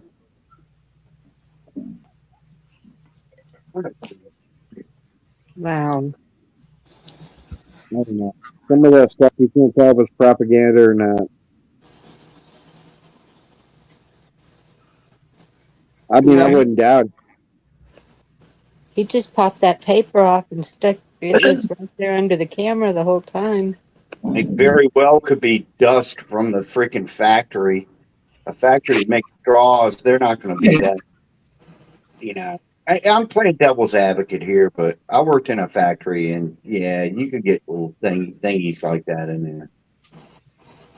Yeah, That doesn't make it right. my wife worked for Solo for a little while, and she had to leave there because of the nasty practice. They put all them cups and them utensils up, and she said the things that were on them and in them, and she said people take that on picnics and just grab it out of the box or the plastic, don't rinse them or nothing. And Well, I used to run a delivery route back in the day, and I delivered to the can factory, the aluminum can factory for Budweiser. And when you were walking there, the smell was so horrendous. I literally had to pull my shirt up over my nose because it was like all you could smell was toxic metal death. You know? And you knew that every canned beverage on the planet was being packaged the same way. Echo, that could have been like a rewards thing, you know, like they if they do good on their scores, kind of thing, you know, making it to the pot of gold or whatever. Maybe, I don't know. I haven't watched any of the videos on it. It was it was out like less than an hour afterwards that it was a trans who did it. And, you know, these people are sitting there saying it's this or it's that and everything else. And at that point there, I just kind of turned it off. I didn't even bother watching the video. It gets to the point where I've absorbed so much of this stuff that I almost get headaches from trying to get more. You know, it's a royal pain in the, yeah. Like I know enough now that crap. I probably learned in the last 4 years, 5 years, more than I learned in 16 years of school. Mm-hmm. You know. Yeah, that's not even the first trans one either. The second one. And that's what my thing is, trying to, okay, we know this is all happening, survive it, and how are we going to make it better so this never happens again? Getting Well, on we're the going to other make sure that side. this is in our history books is what we're going to do. You know, because if you learn about history, you have a chance of never repeating it. But if all you're getting is a fake history, then you're doomed to repeat it over and over and over again. Yes. That's true. Going back to the straws. I ran a machine for 26 years that hot, big, very many of the parts in this machine could have come off a train, okay, and very old fashioned, but still making money. And long story short, we took clear film, and what my machine did is it put a thin coating on that film, and it went into the food industry. And again, long story short, you get a microwave oven dinner and you take that piece of film and pull it off. What I did was put that heat seal on there that would make that film stick. Oh, all right. So every now and then, and this is a big ass, hot, greasy machine that was 6 stories tall. Okay. And gears and grease and stuff, you could get one gearbox or one piece of metal that moved a little bit, and it would start putting little tiny metal shavings into air product. And it was real hard to pick up. You had to get a microscope and see. It looked like a little metal boulder in there. And when that stuff got out, we were in deep doo-doo, so we had to get all that film back. We had to get, and so little things like that people don't notice can happen. It's not malignant. It's not, on purpose. It's not, anything like that. But you don't want to have a microwave dinner with metal shavings in it. You know what I mean? You don't want that. That's a big lawsuit right there. Yeah. So that's what, when I saw those straws, I was thinking, yeah, they got something goofy going on like that probably at that factory. I don't think it's something malignant that the government's trying to put in your straws to make you sick. I mean, I could be wrong, again, I'm devil's advocate here, but I was in industry for years and years and years, and I've seen. I used to make Kevlar, believe it or not. Yeah, I used to make that bulletproof shit. I did that for years. In my opinion, is they have much more inventive ways to infect our food supply than hiding a little tiny web of something weird in the straw. Hey, I ain't saying it couldn't happen, but I got a feeling it's more of a manufactural defect. And the stuff I made was, up here where if you're making straws, you're down here, and it really the repercussions of, oh, there's a chunk of shit in my straw, big deal,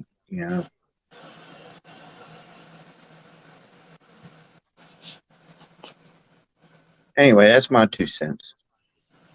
Well, and I can understand that. I would believe that it would be more something in the food, something undetectable where Something in the water. Or yes, the water. Yeah. Where you would not see it or notice it. Yeah. In the air, Yes. I mean, these people are super creative, with the ways they In a can poison us. In a poke. Yeah. Guys are way creative the way they poison us, so why would they just make it so obvious? Right. But who knows? You never know. Yeah, you're right. You never know. It could be. But I'm betting that you're gonna get that straw and suck that weird chunk out, and then you're gonna go eat a Dorito that has 10 times more poison in it. My opinion. Maybe it's what activates the poison. Those blasted Doritos. They got me again.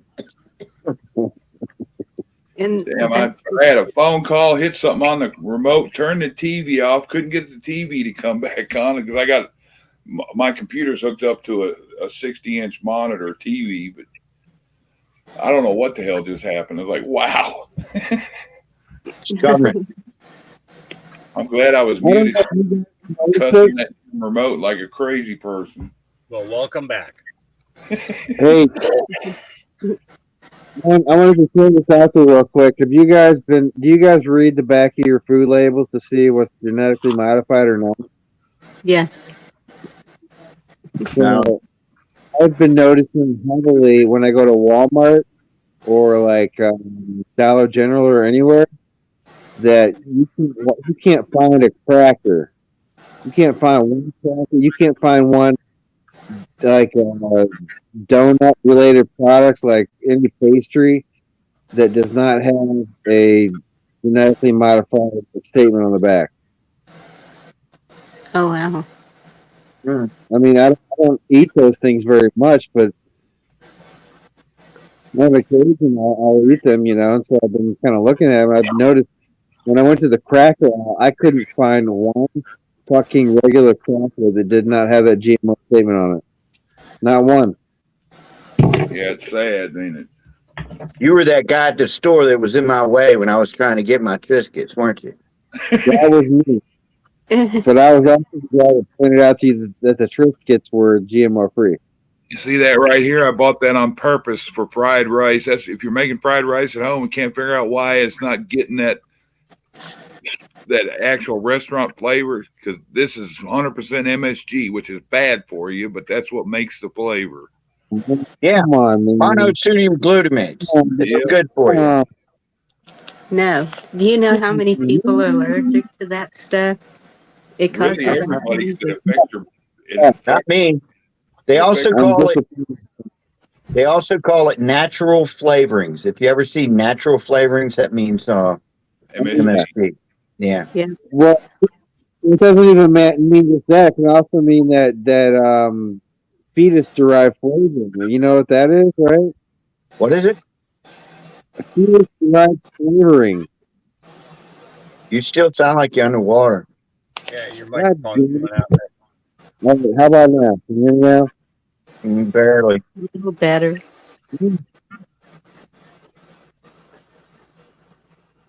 Okay, well, maybe I'll throw that conversation for next time, but it's now you sound all right. Yeah. Okay, well, it's a flavoring derived from fucking fetuses. Called Yeah, like that Yes. GH6 or something. fetal cell So, stuff. yeah, when What do you they see, harvest it from the abortion clinics or what? they fucking multiply that shit in petri dishes, dude. Yes, and that's why they are fighting so hard to keep it going. That's what this lab grown meat is. It's human DNA made into meat. It's legalized fucking cannibalism, is what it is. Man, Yes. I thought pink slime was good. Yeah. Yeah, Well, we're and in the home of the world of pink slime, dude. This is pink slime times 10. But Yeah, pink anyway, slime was basically just scraping all the meat off the bones and getting every little bit you could get off a bone. I mean, I'm all for They that. run for pink I mean, slime for that's chicken. your thing. They mill the whole chicken for pink slime. They run it through till it mushes out, and they just feathers and bones and all. Yeah. That's called a mechanically separated chicken. Have you ever seen that on a can where it says, and including mechanically separated chicken? I'm like, man, I want to see that machine. And that's the thing. It is, first of all, find your peace. Mine is with God. Mine's the wing. It is find your peace, and then no fear. I thought you And meant piece of the chicken. no, and if you're worried about those things, if you can't grow them yourself, find people around you who do. There are a lot of people who are still well, of course, I don't know other states. I only know Texas. Plenty of beef, plenty of chickens, plenty of eggs, plenty of goats. It's you find those people who have the resources. If you can't get them, we've all been talking about prepping for years. Hopefully, everyone has a little something stockpiled, especially if you have flour, sugar, eggs. There's so many things you can make. I've been saying for the past 3 years, stock up on protein powder. Protein powder is the easiest way to get your protein, and it lasts. Well, I have been.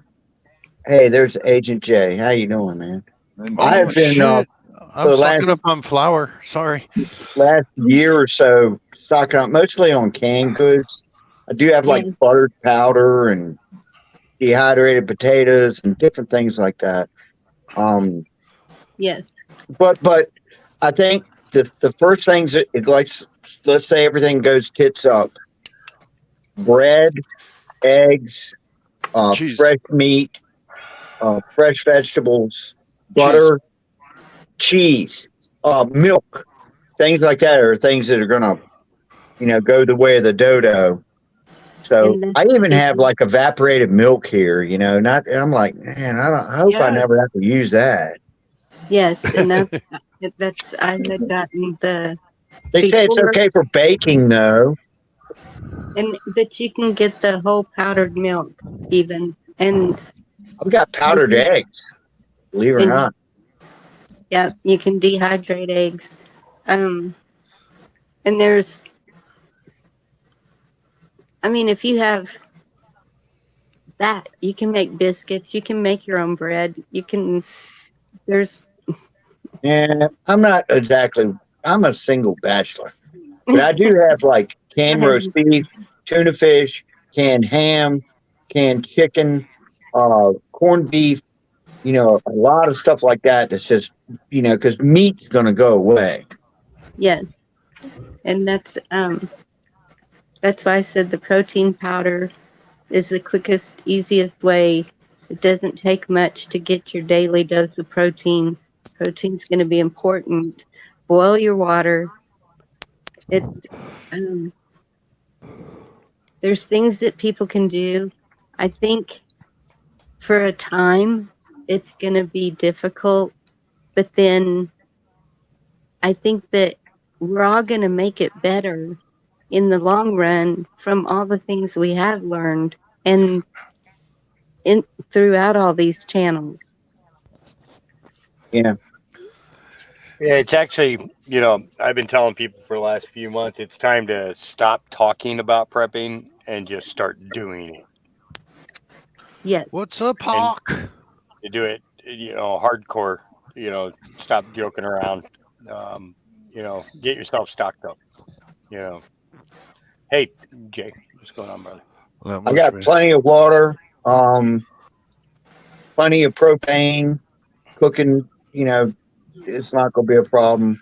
Tin had me by dehydrated water, and I don't know what to put in it. She You add water. Add water to it. Exactly. She don't lie. She don't lie. Yeah, so I mean, I think I'm kind of okay. I'm in a little farmhouse on 2 acres, not in a neighborhood. Thing I worry about is everything really goes to shit, and we get vigilantes. You know what I mean?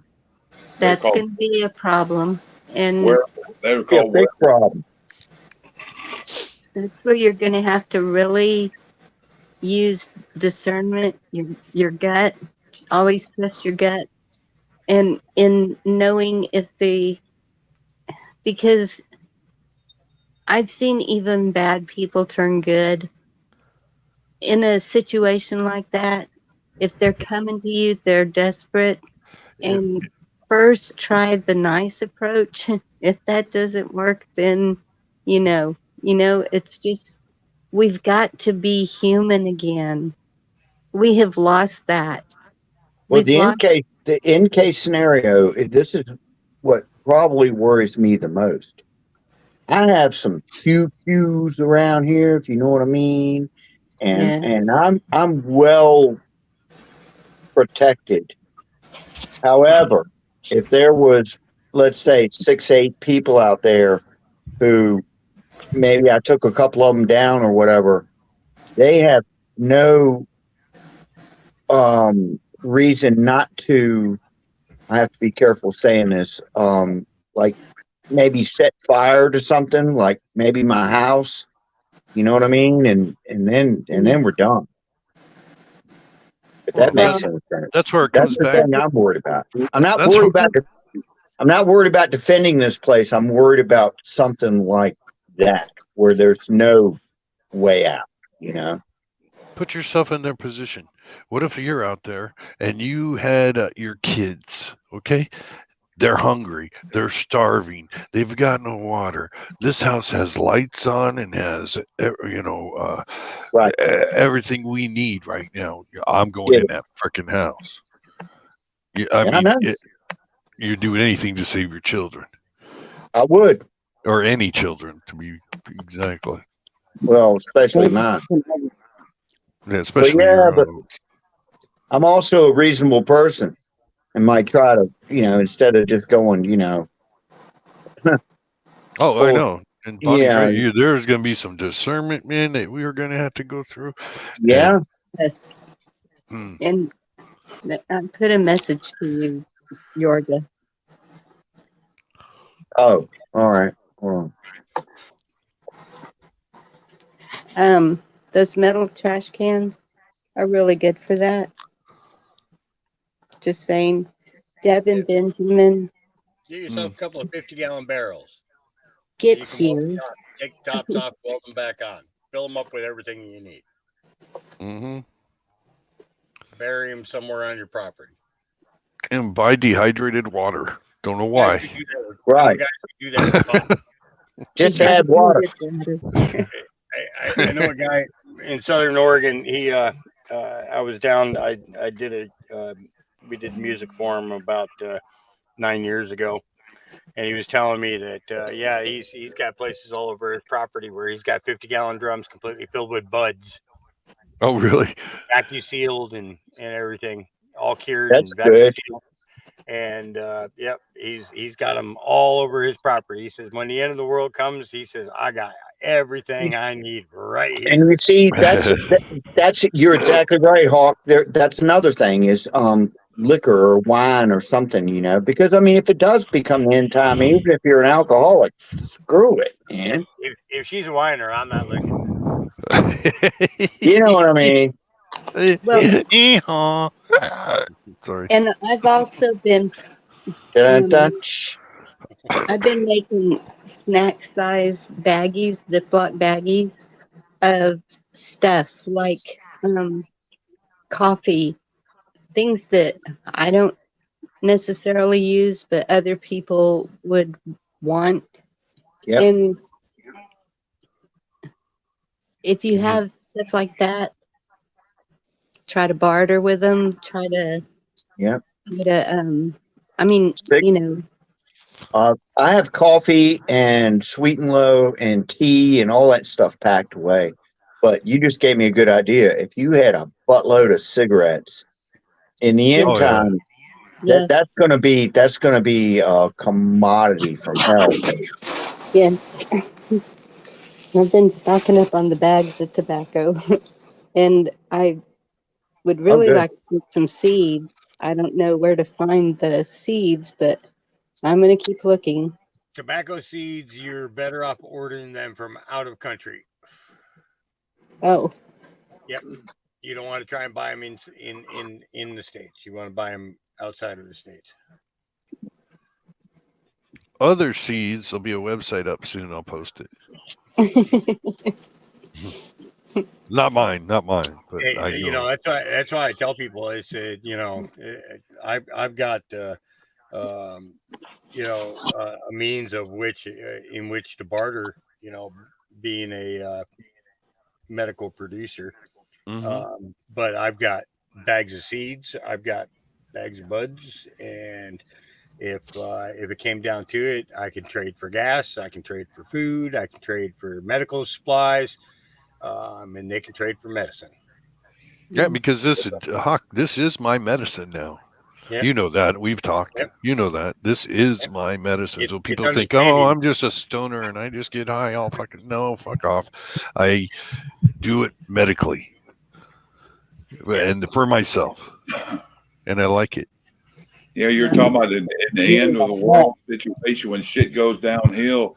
There's three things. There's nothing more desperate. Number one would be an addict. Number two would be somebody with crying hungry babies. And number three would be just hungry people in general. Yeah. And we have to have compassion.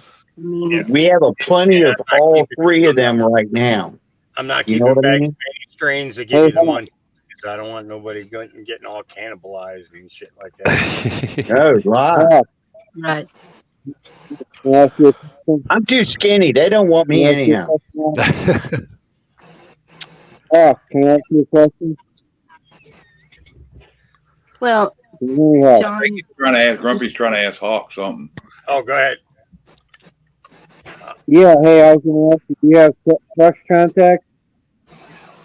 Do I have what contact? Chuck. Yeah, I think I got Chuck. Yeah, I got Chuck. I think I got Chuck's number. Well, get a hold of me from Chuck, and I got someone to trade you for some seeds. We got a mutual thing here.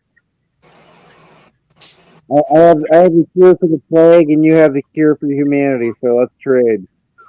No, actually, I don't have Chuck's number. I don't have Chuck's number. Nope. Can you see it in? Is it still showing up for you in the private? Well, yeah, there's a private chat there. Yeah. I want NC Deb to grab Benjamin and head this way.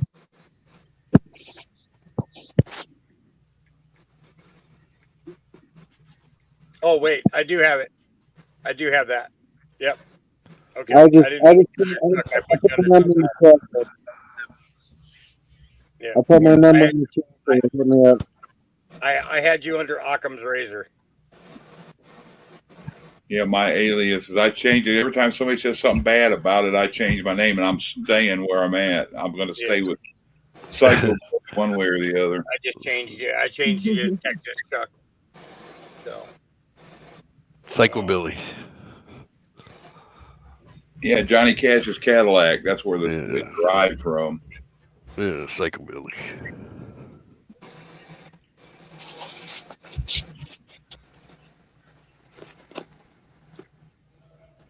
Yeah.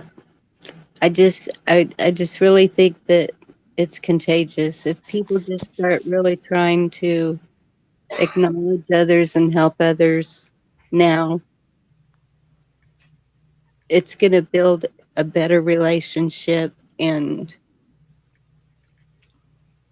help everybody get through whatever they try to do. And David, I saw your comment and I so understand. God bless you. I've been saying I think the ones that have already gone are the lucky ones. And for whatever reason, a lot Don't of say us are that. still here. Don't say that. We're here for a purpose. And that's what I'm saying. For whatever reason, we're still here. So I think that we're the ones that have to help the others through. Be a light in the darkness. But you know what? And I've got 3 grown kids out of all 3 of them, and I have a few friends. Nobody's doing what I'm doing as far as stocking up stuff. None of them are. They just kind of. I mean, I have showed it to a couple of people, what I've got in there, and they're kind of, there's no response. It isn't like, oh, you're crazy, or what are you thinking? Or, wow, that's nice. I get nothing, man. I get nothing. My kids are all, Mom, we're coming to you. Yeah, and I've told all my kids that. I said, if the shit goes down, come over here. We got plenty to eat. Yeah. So. And they know they can. And my door is always open to my kids and grandkids, no matter Oh, what. yeah. Or even your friends, I mean, if they're that bad off, I mean, whatever, I've got enough. Absolutely. For there's going to be. I got enough for, I would say, for just me and my cat for a year. So add a few more people in there, and that brings it down. But yeah, I've got enough. Lots of noodles, lots of rice, lots of beans, all sorts of stuff. Lots of water. Real quick, Echo. I have a recipe for possum that's like 125 or 130 years old. I have it somewhere. I'll have to dig it out.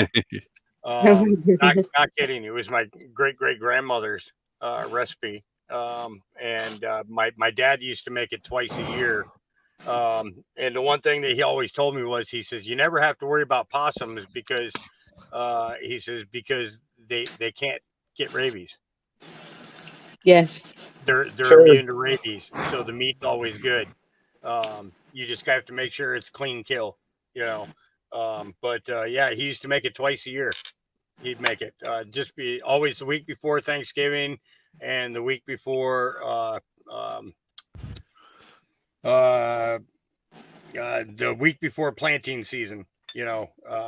When the farm would start planting all the vegetables and everything like that the week before. Yeah, if I can find that, I'll make a copy of that and get it to you somehow. Absolutely. Yeah, but just clean. And knowing that they don't carry rabies, that means that you'll always have good meat, But she left she gave him another recipe too that was for squirrel. For regular brown squirrels, roadkill. No, not roadkill. They go out and shoot them. Somebody took all my squirrels. I have not seen a squirrel in a year. And they used to run across my roof all the time.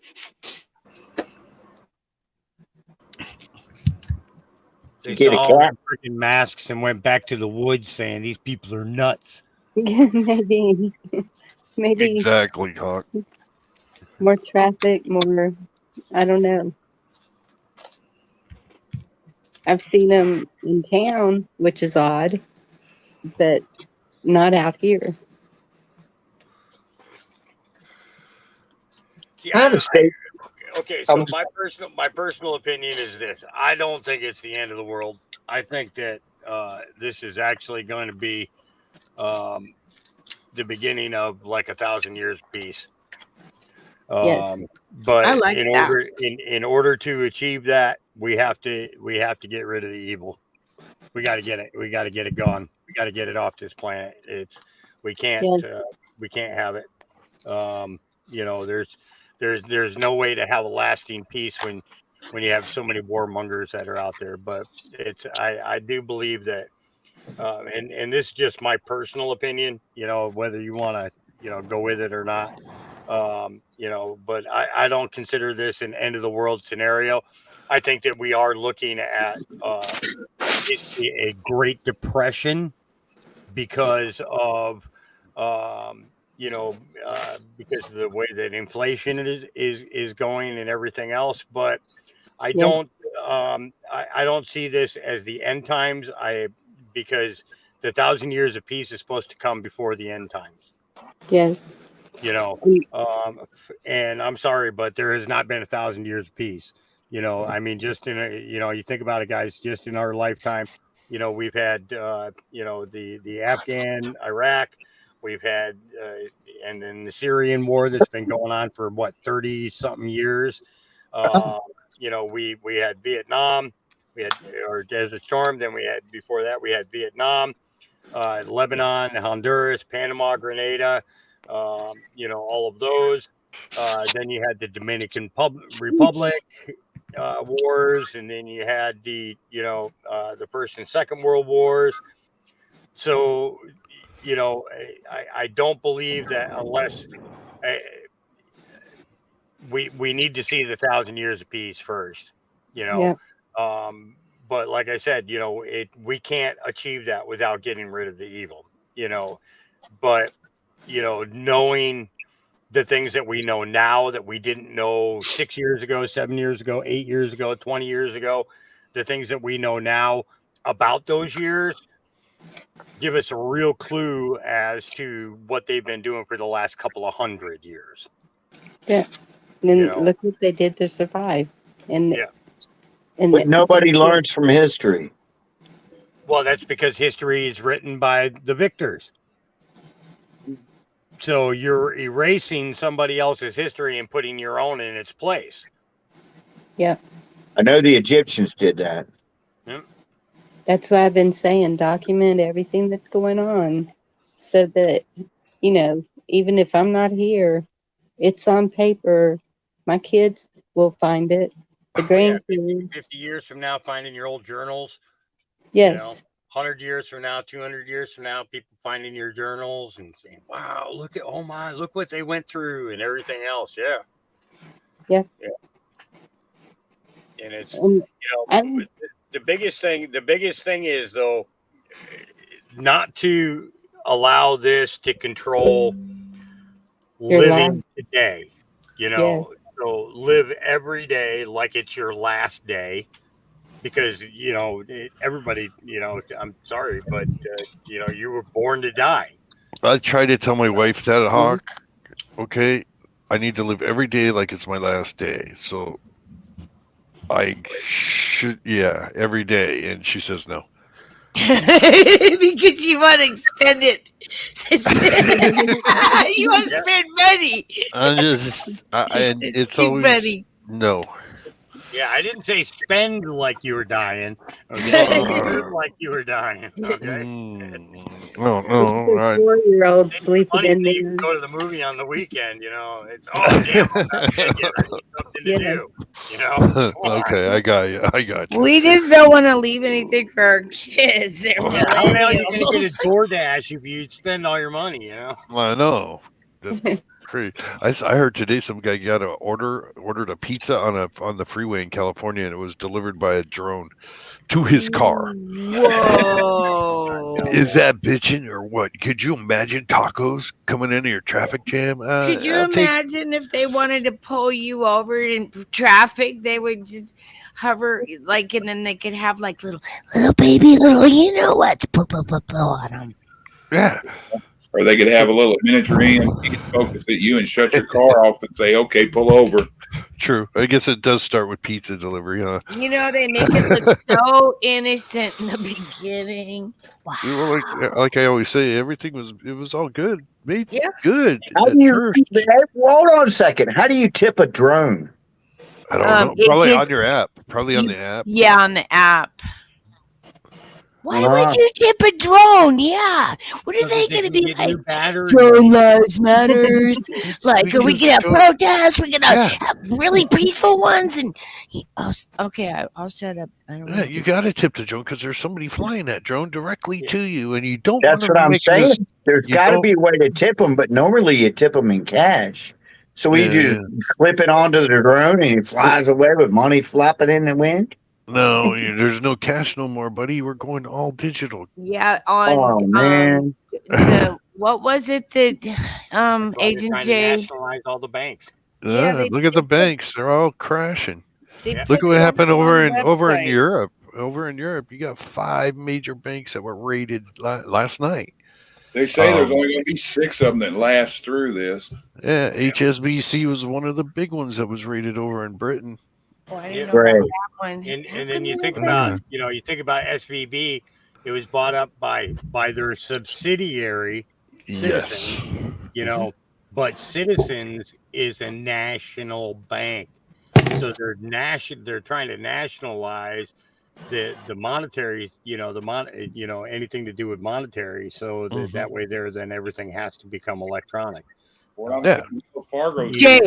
banking and they're going to credit cards and stuff. Jay, Yeah, what was that bank to watch? I forgot because you know Citibank. why. Citibank. Hey, I bet. Yeah, Citicorp. I bet the drone has a thing you could stick your flipping credit card right in a drone. Hey, since you guys are talking about all this, can you hear me? Chuck, Yeah. can you pull that picture, that screenshot up that I just sent you there a little while ago? I was on panel a little while ago here, and all of a sudden I just was gone. My internet was gone. My phone service, all the Wi-Fi signals were gone. So I'm looking for the Wi-Fi signals, and wait till you see what pops up on the available networks on my Wi-Fi at the moment that I got knocked off. Dun, dun, dun. DOD, My Charter Wi-Fi, NSA, FBI. I have never seen those 3 on there available on my Wi-Fi ever.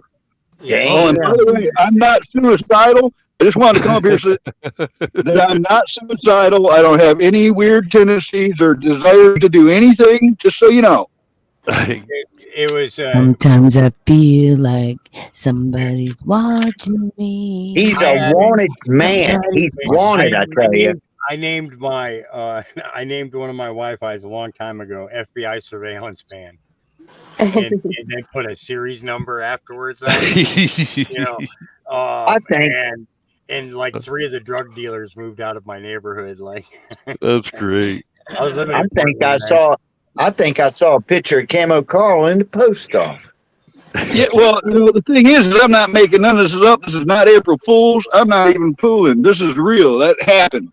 So No, we're taking you serious, Camel Carl. So right now, Camel Carl, you got us running on the NSA site, right? He's a I guess so, man. Am I gonna get salami drone? Just asking for a friend. I gotta check my Wi-Fi now. No, everybody's all freaking. Well, that is weird, man. That is freaking weird, man. You can't say that's not. I've never seen that before. I've been doing this a while. You guys know that. I have not ever seen those 3 on the available networks. Mine used to be not for public use, and the neighbors would ask, "You seen that weird Wi-Fi coming out?" That's me. Why you got that? I said, "Make people think." Yeah. Chuck, I need to jump down and make a phone call. I see a distress, and so I'm going to take care of it. Thank you for having me up. Love You're all welcome. of y'all. Hey, Yeah, Bonnie. have a good evening. Love you, Bonnie. We'll talk to you later. She's gonna go bleach bit all over her stuff because she talks to me too much. Good night, That's Bill. what I was thinking. I thought it was something nefarious myself. I gotta go now. she's in contact with the ones watching you, Carl, and they tell her, get off here now. That's exactly what I was thinking. Like, It's a double agent. It's go Well, time. you know, I honestly thought about hearing you guys talk about the drones. I thought, I'm going to go up there and just in case I just disappear, you guys never see me again. You guys at least have the inside hook. Yeah, something was up.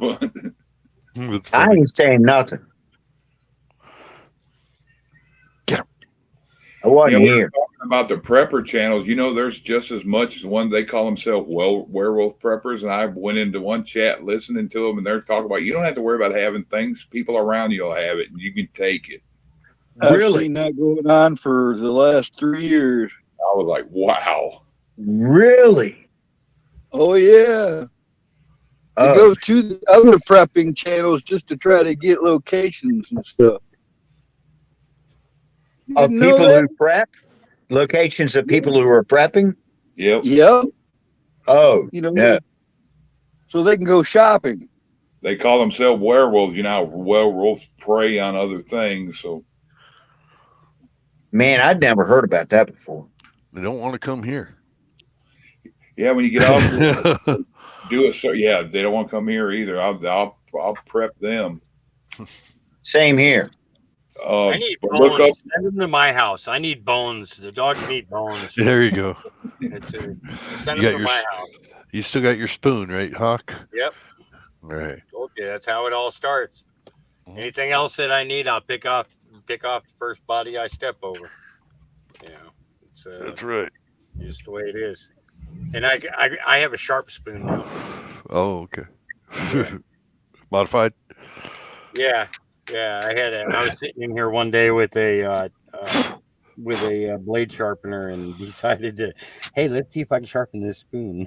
What is the exchange rate on lead right now? I don't know.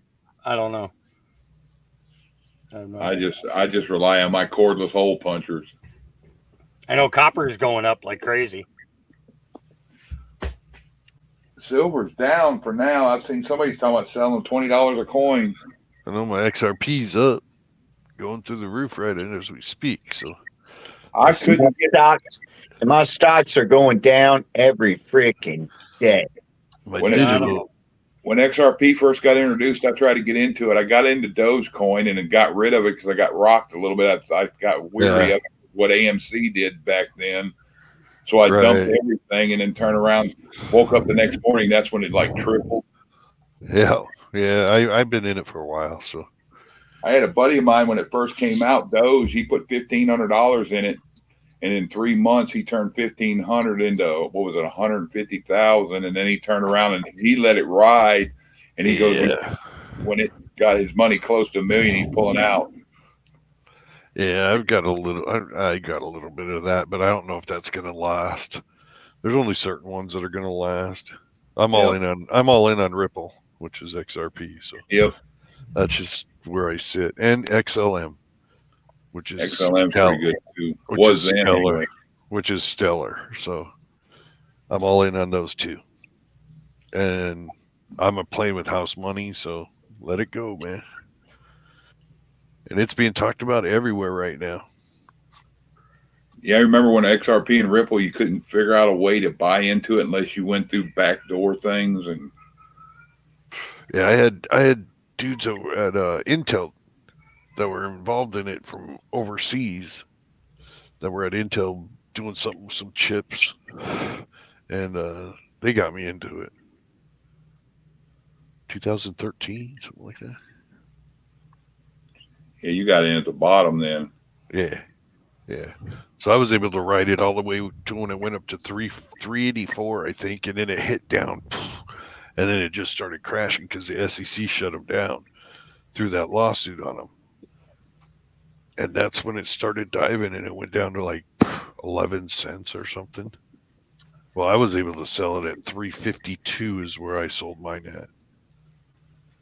But I had bought and at a 0.00. You know what I mean? Yeah. Yeah, when I bought Doge, it was like 0.00. It was 6 zeros and a 3. Mm-hmm. And the buddy I got from, he had 2 more zeros on it. So by the time I got into it, he done made bank. Oh, yeah. Oh yeah. I mean, My there's money son to told me about it. there's really money to be made there if you can sit and just watch it. Because I've done it.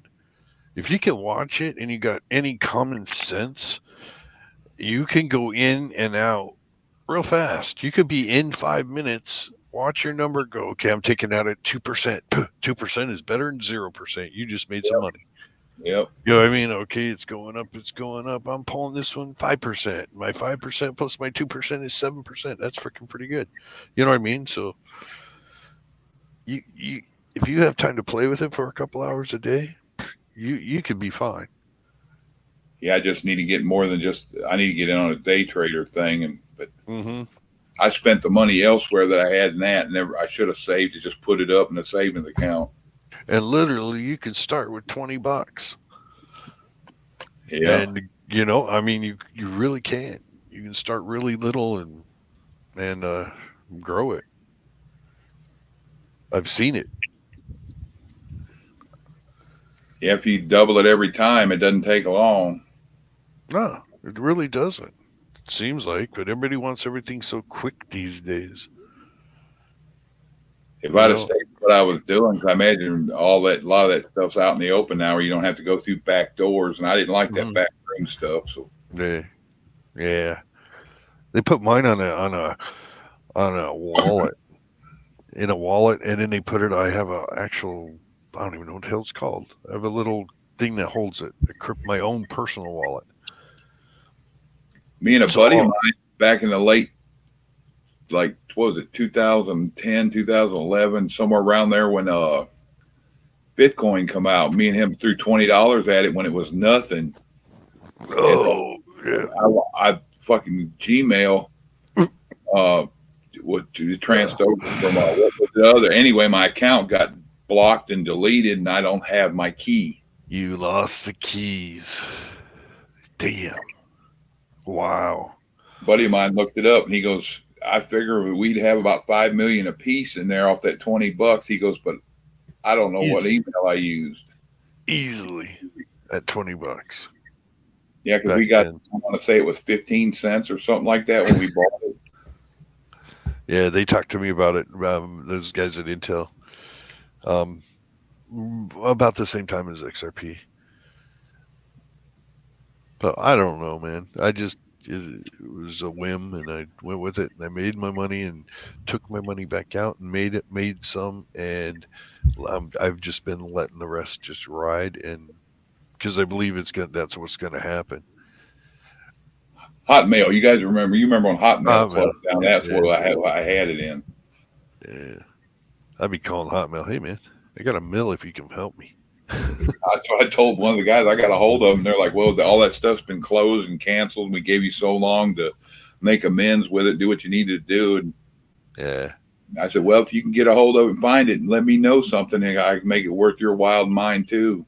That's right. And did you cry when you were telling them? Because I'd be like, hey, man, come on, dude. Well, I said, we're millionaires. We just can't ever spend it. Chuck. Huh? I'm going to jump down for a little bit. There's a lot of testosterone up here, and I need to go dry my hair, see if you guys are still here. Agent Jay. Testosterone.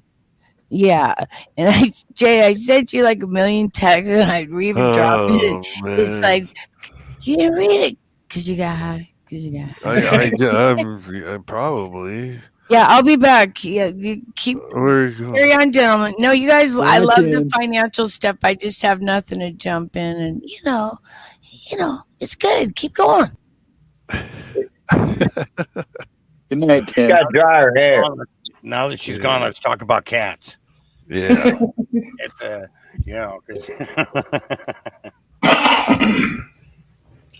Did you see the new line of Skechers they got coming out? That was a joke. Bonnie's back. Bonnie would got it. Cat scratch fever running through my head now. Cat scratch fever. So we're going I saw that tour, 1976. Nazareth opened up for Ted Nugent. That was a good show. I seen the same stuff. That was a good show, man. You saw that same tour? I saw that same tour. Yeah, man. I was not a big fan of Nazareth until I saw him play live. I was like, man, those guys are good. I met them backstage in 1976 at the Joe Louis Arena in Detroit, Michigan. You dirty dog. Probably my favorite band I ever saw was an opening band. It was an 81. It was Golden Earring open for Judas Priest. Yeah, Golden Earring was good. I've seen them before. I saw them open for Montrose. Yeah, I like them. It's weird. The little guys are like better than the, because the stuff like Metallica, like, meh. We went and seen them, and I walked out. When they started spitting in the crowd, them girls were rubbing it in their face, and I was like, I got up and looked at my wife. I said, I ain't gonna sit here and watch this bullshit. What, Metallica? Yep. They were hockering in the crowd, and girls pull their shirts off, throwing them up in there, wiping their ass with it and stuff. And yeah, I'm not gonna sit here and watch them treat their fans like shit like that. Yeah, that ain't cool. I was never a fan. I mean, they make some okay songs, that I could listen to, but other than that, I like Whiskey in a Jar, but there's others that play it better. I like the original. Yep. That was Thin Lizzy, wasn't it? Whiskey in a Jar, Thin Lizzy. Well, no, there's somebody did it before them too. Really? I think so. I think it's an old song. I think it's really old. I think there's 2 or 3 different ones that did it. Oh, Whiskey in the Jar. Yeah. Yeah. I'm looking it up. It's an old Irish bar song. Yeah, okay. Dubliners sing it. Let's see. It goes back probably 50, 60, 70 years, somewhere around there. Maybe a couple 100 years. You never know. Yep. Yeah. They say the Star Spangled Banner was a drinking song from England. The actual tune, not the words.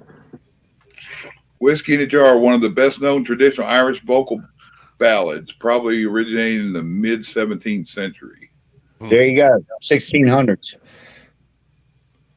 I knew it was old. It's like that song Jethro Tull did, Boree. Yeah, and it was Thin Lizzy did it in the 70s. Jethro Tull was one of the best concerts I ever saw. Yeah, Yargo, we saw the same stuff. One time I saw them at a Jethro Tull concert. I seen the lights all go out. And when the lights came back on, in the place of every band member, there was a big cat, like a jaguar and a tiger and a lion. And then the lights went back out, and when it came back on, all the band members were there playing Bungle in the Jungle. That's exactly when that song was a hit when I went and saw them. So that album, Minstrel in the... no, that's off of War Child. Way I got back into the year one. Yeah. Anyway, Bungle in the Jungle was a hit when I went and saw them, and they were flipping incredible. Yeah, I mean, it was Pied Piper of rock and roll. The zebra came out, and then the zebra took a dump. Those little balls came out of his butt, and he juggled the zebra shit. And he said, "I'm going to juggle zebra shit." Do you remember that part? That was freaking neat. In Detroit. Yarger, they did it different in Detroit. That sounds like no, but for real, they had the bass player Jeffrey. Every bass he played, he even played a upright bass. They were all zebra striped, and he was zebra striped. And at one point in the show, you know how 2 people can get in a horse suit, It's zebra came out, but it was obviously 2 guys. And Ian Anderson pulled the tail up, and out of the butthole, these 3 like ping pong balls that were zebra striped came out, and he juggled. And he goes, "And now I'm going to juggle zebra shit," and he did it, man. And then they started playing again. It was, and the zebra went. The zebra went away. I love that War Child album because the first song called War Child, it starts off with those sirens. And then it starts into the music a little bit. The intro of that, you'd really like that. That I thought sounds a that little was. creep I thought it on. was. I thought it was the album "Minstrel in the Gallery." I thought that it was that one. But anyway, No, War Child.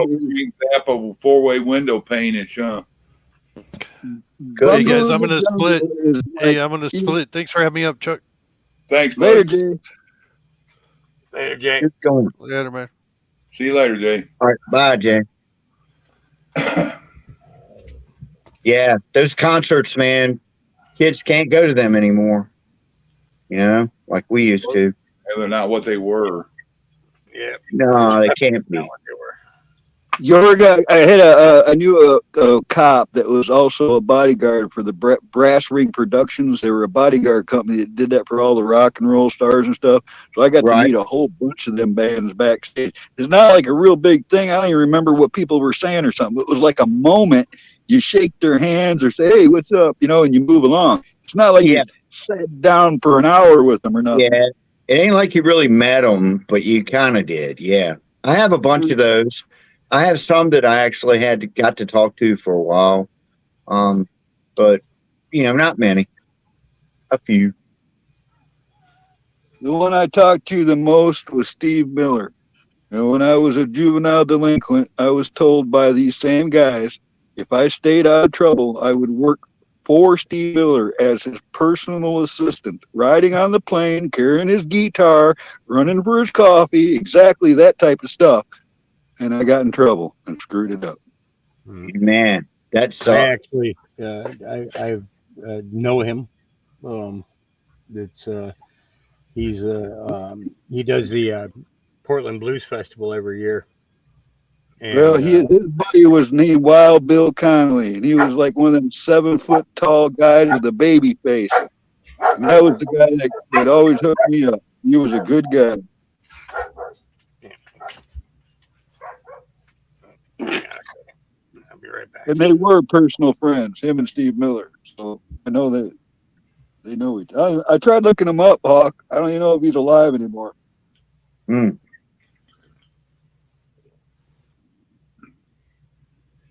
Yes, as I talked to you the other day, Yorga, I tried to get a hold of James Burton, and he's not answering. So I need to take a ride over there on a weekend and see if his club's still open.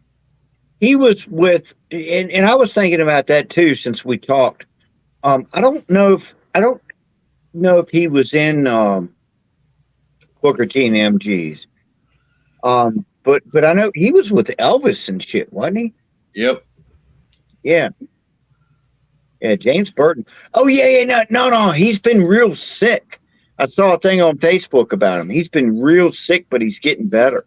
It might be why I could get a hold of him. Yeah, exactly. I saw a picture of him today with somebody he was sitting there smiling, but somebody put a coat on him backwards, which made it look like he was definitely incapacitated. Yeah. He's got to be in his 80s, if not 90s now. At least 80, I would think. I think he was the kid when he ran around with Elvis, wasn't he?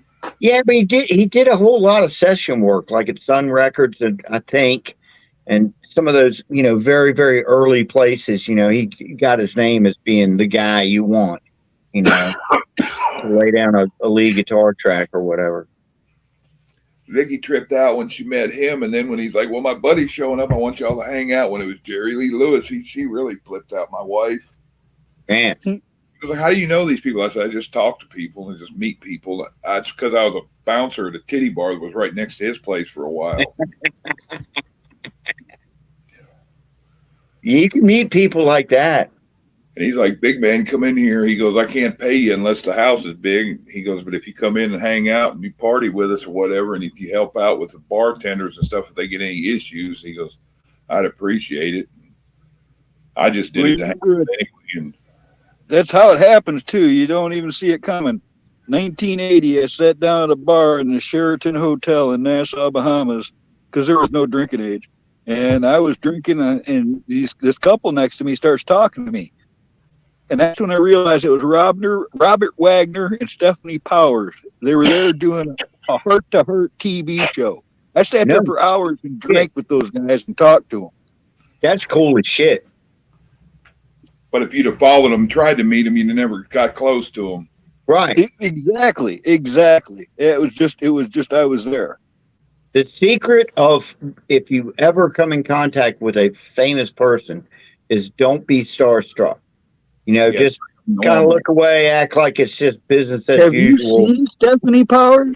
I probably was staring at that girl the whole time. Yeah, she had real nice coconuts. Ah, red hair beauty. Yep. Wow. That had to been cool. Yeah, well, hell, guys, I've been on here over 3 hours. I guess I'm gonna call it. All right. Well, thanks for having me.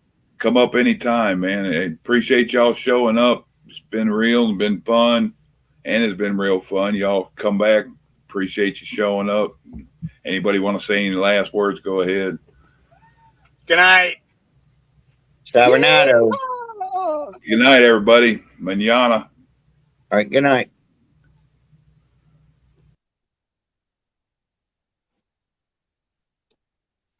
He left, but he left us live.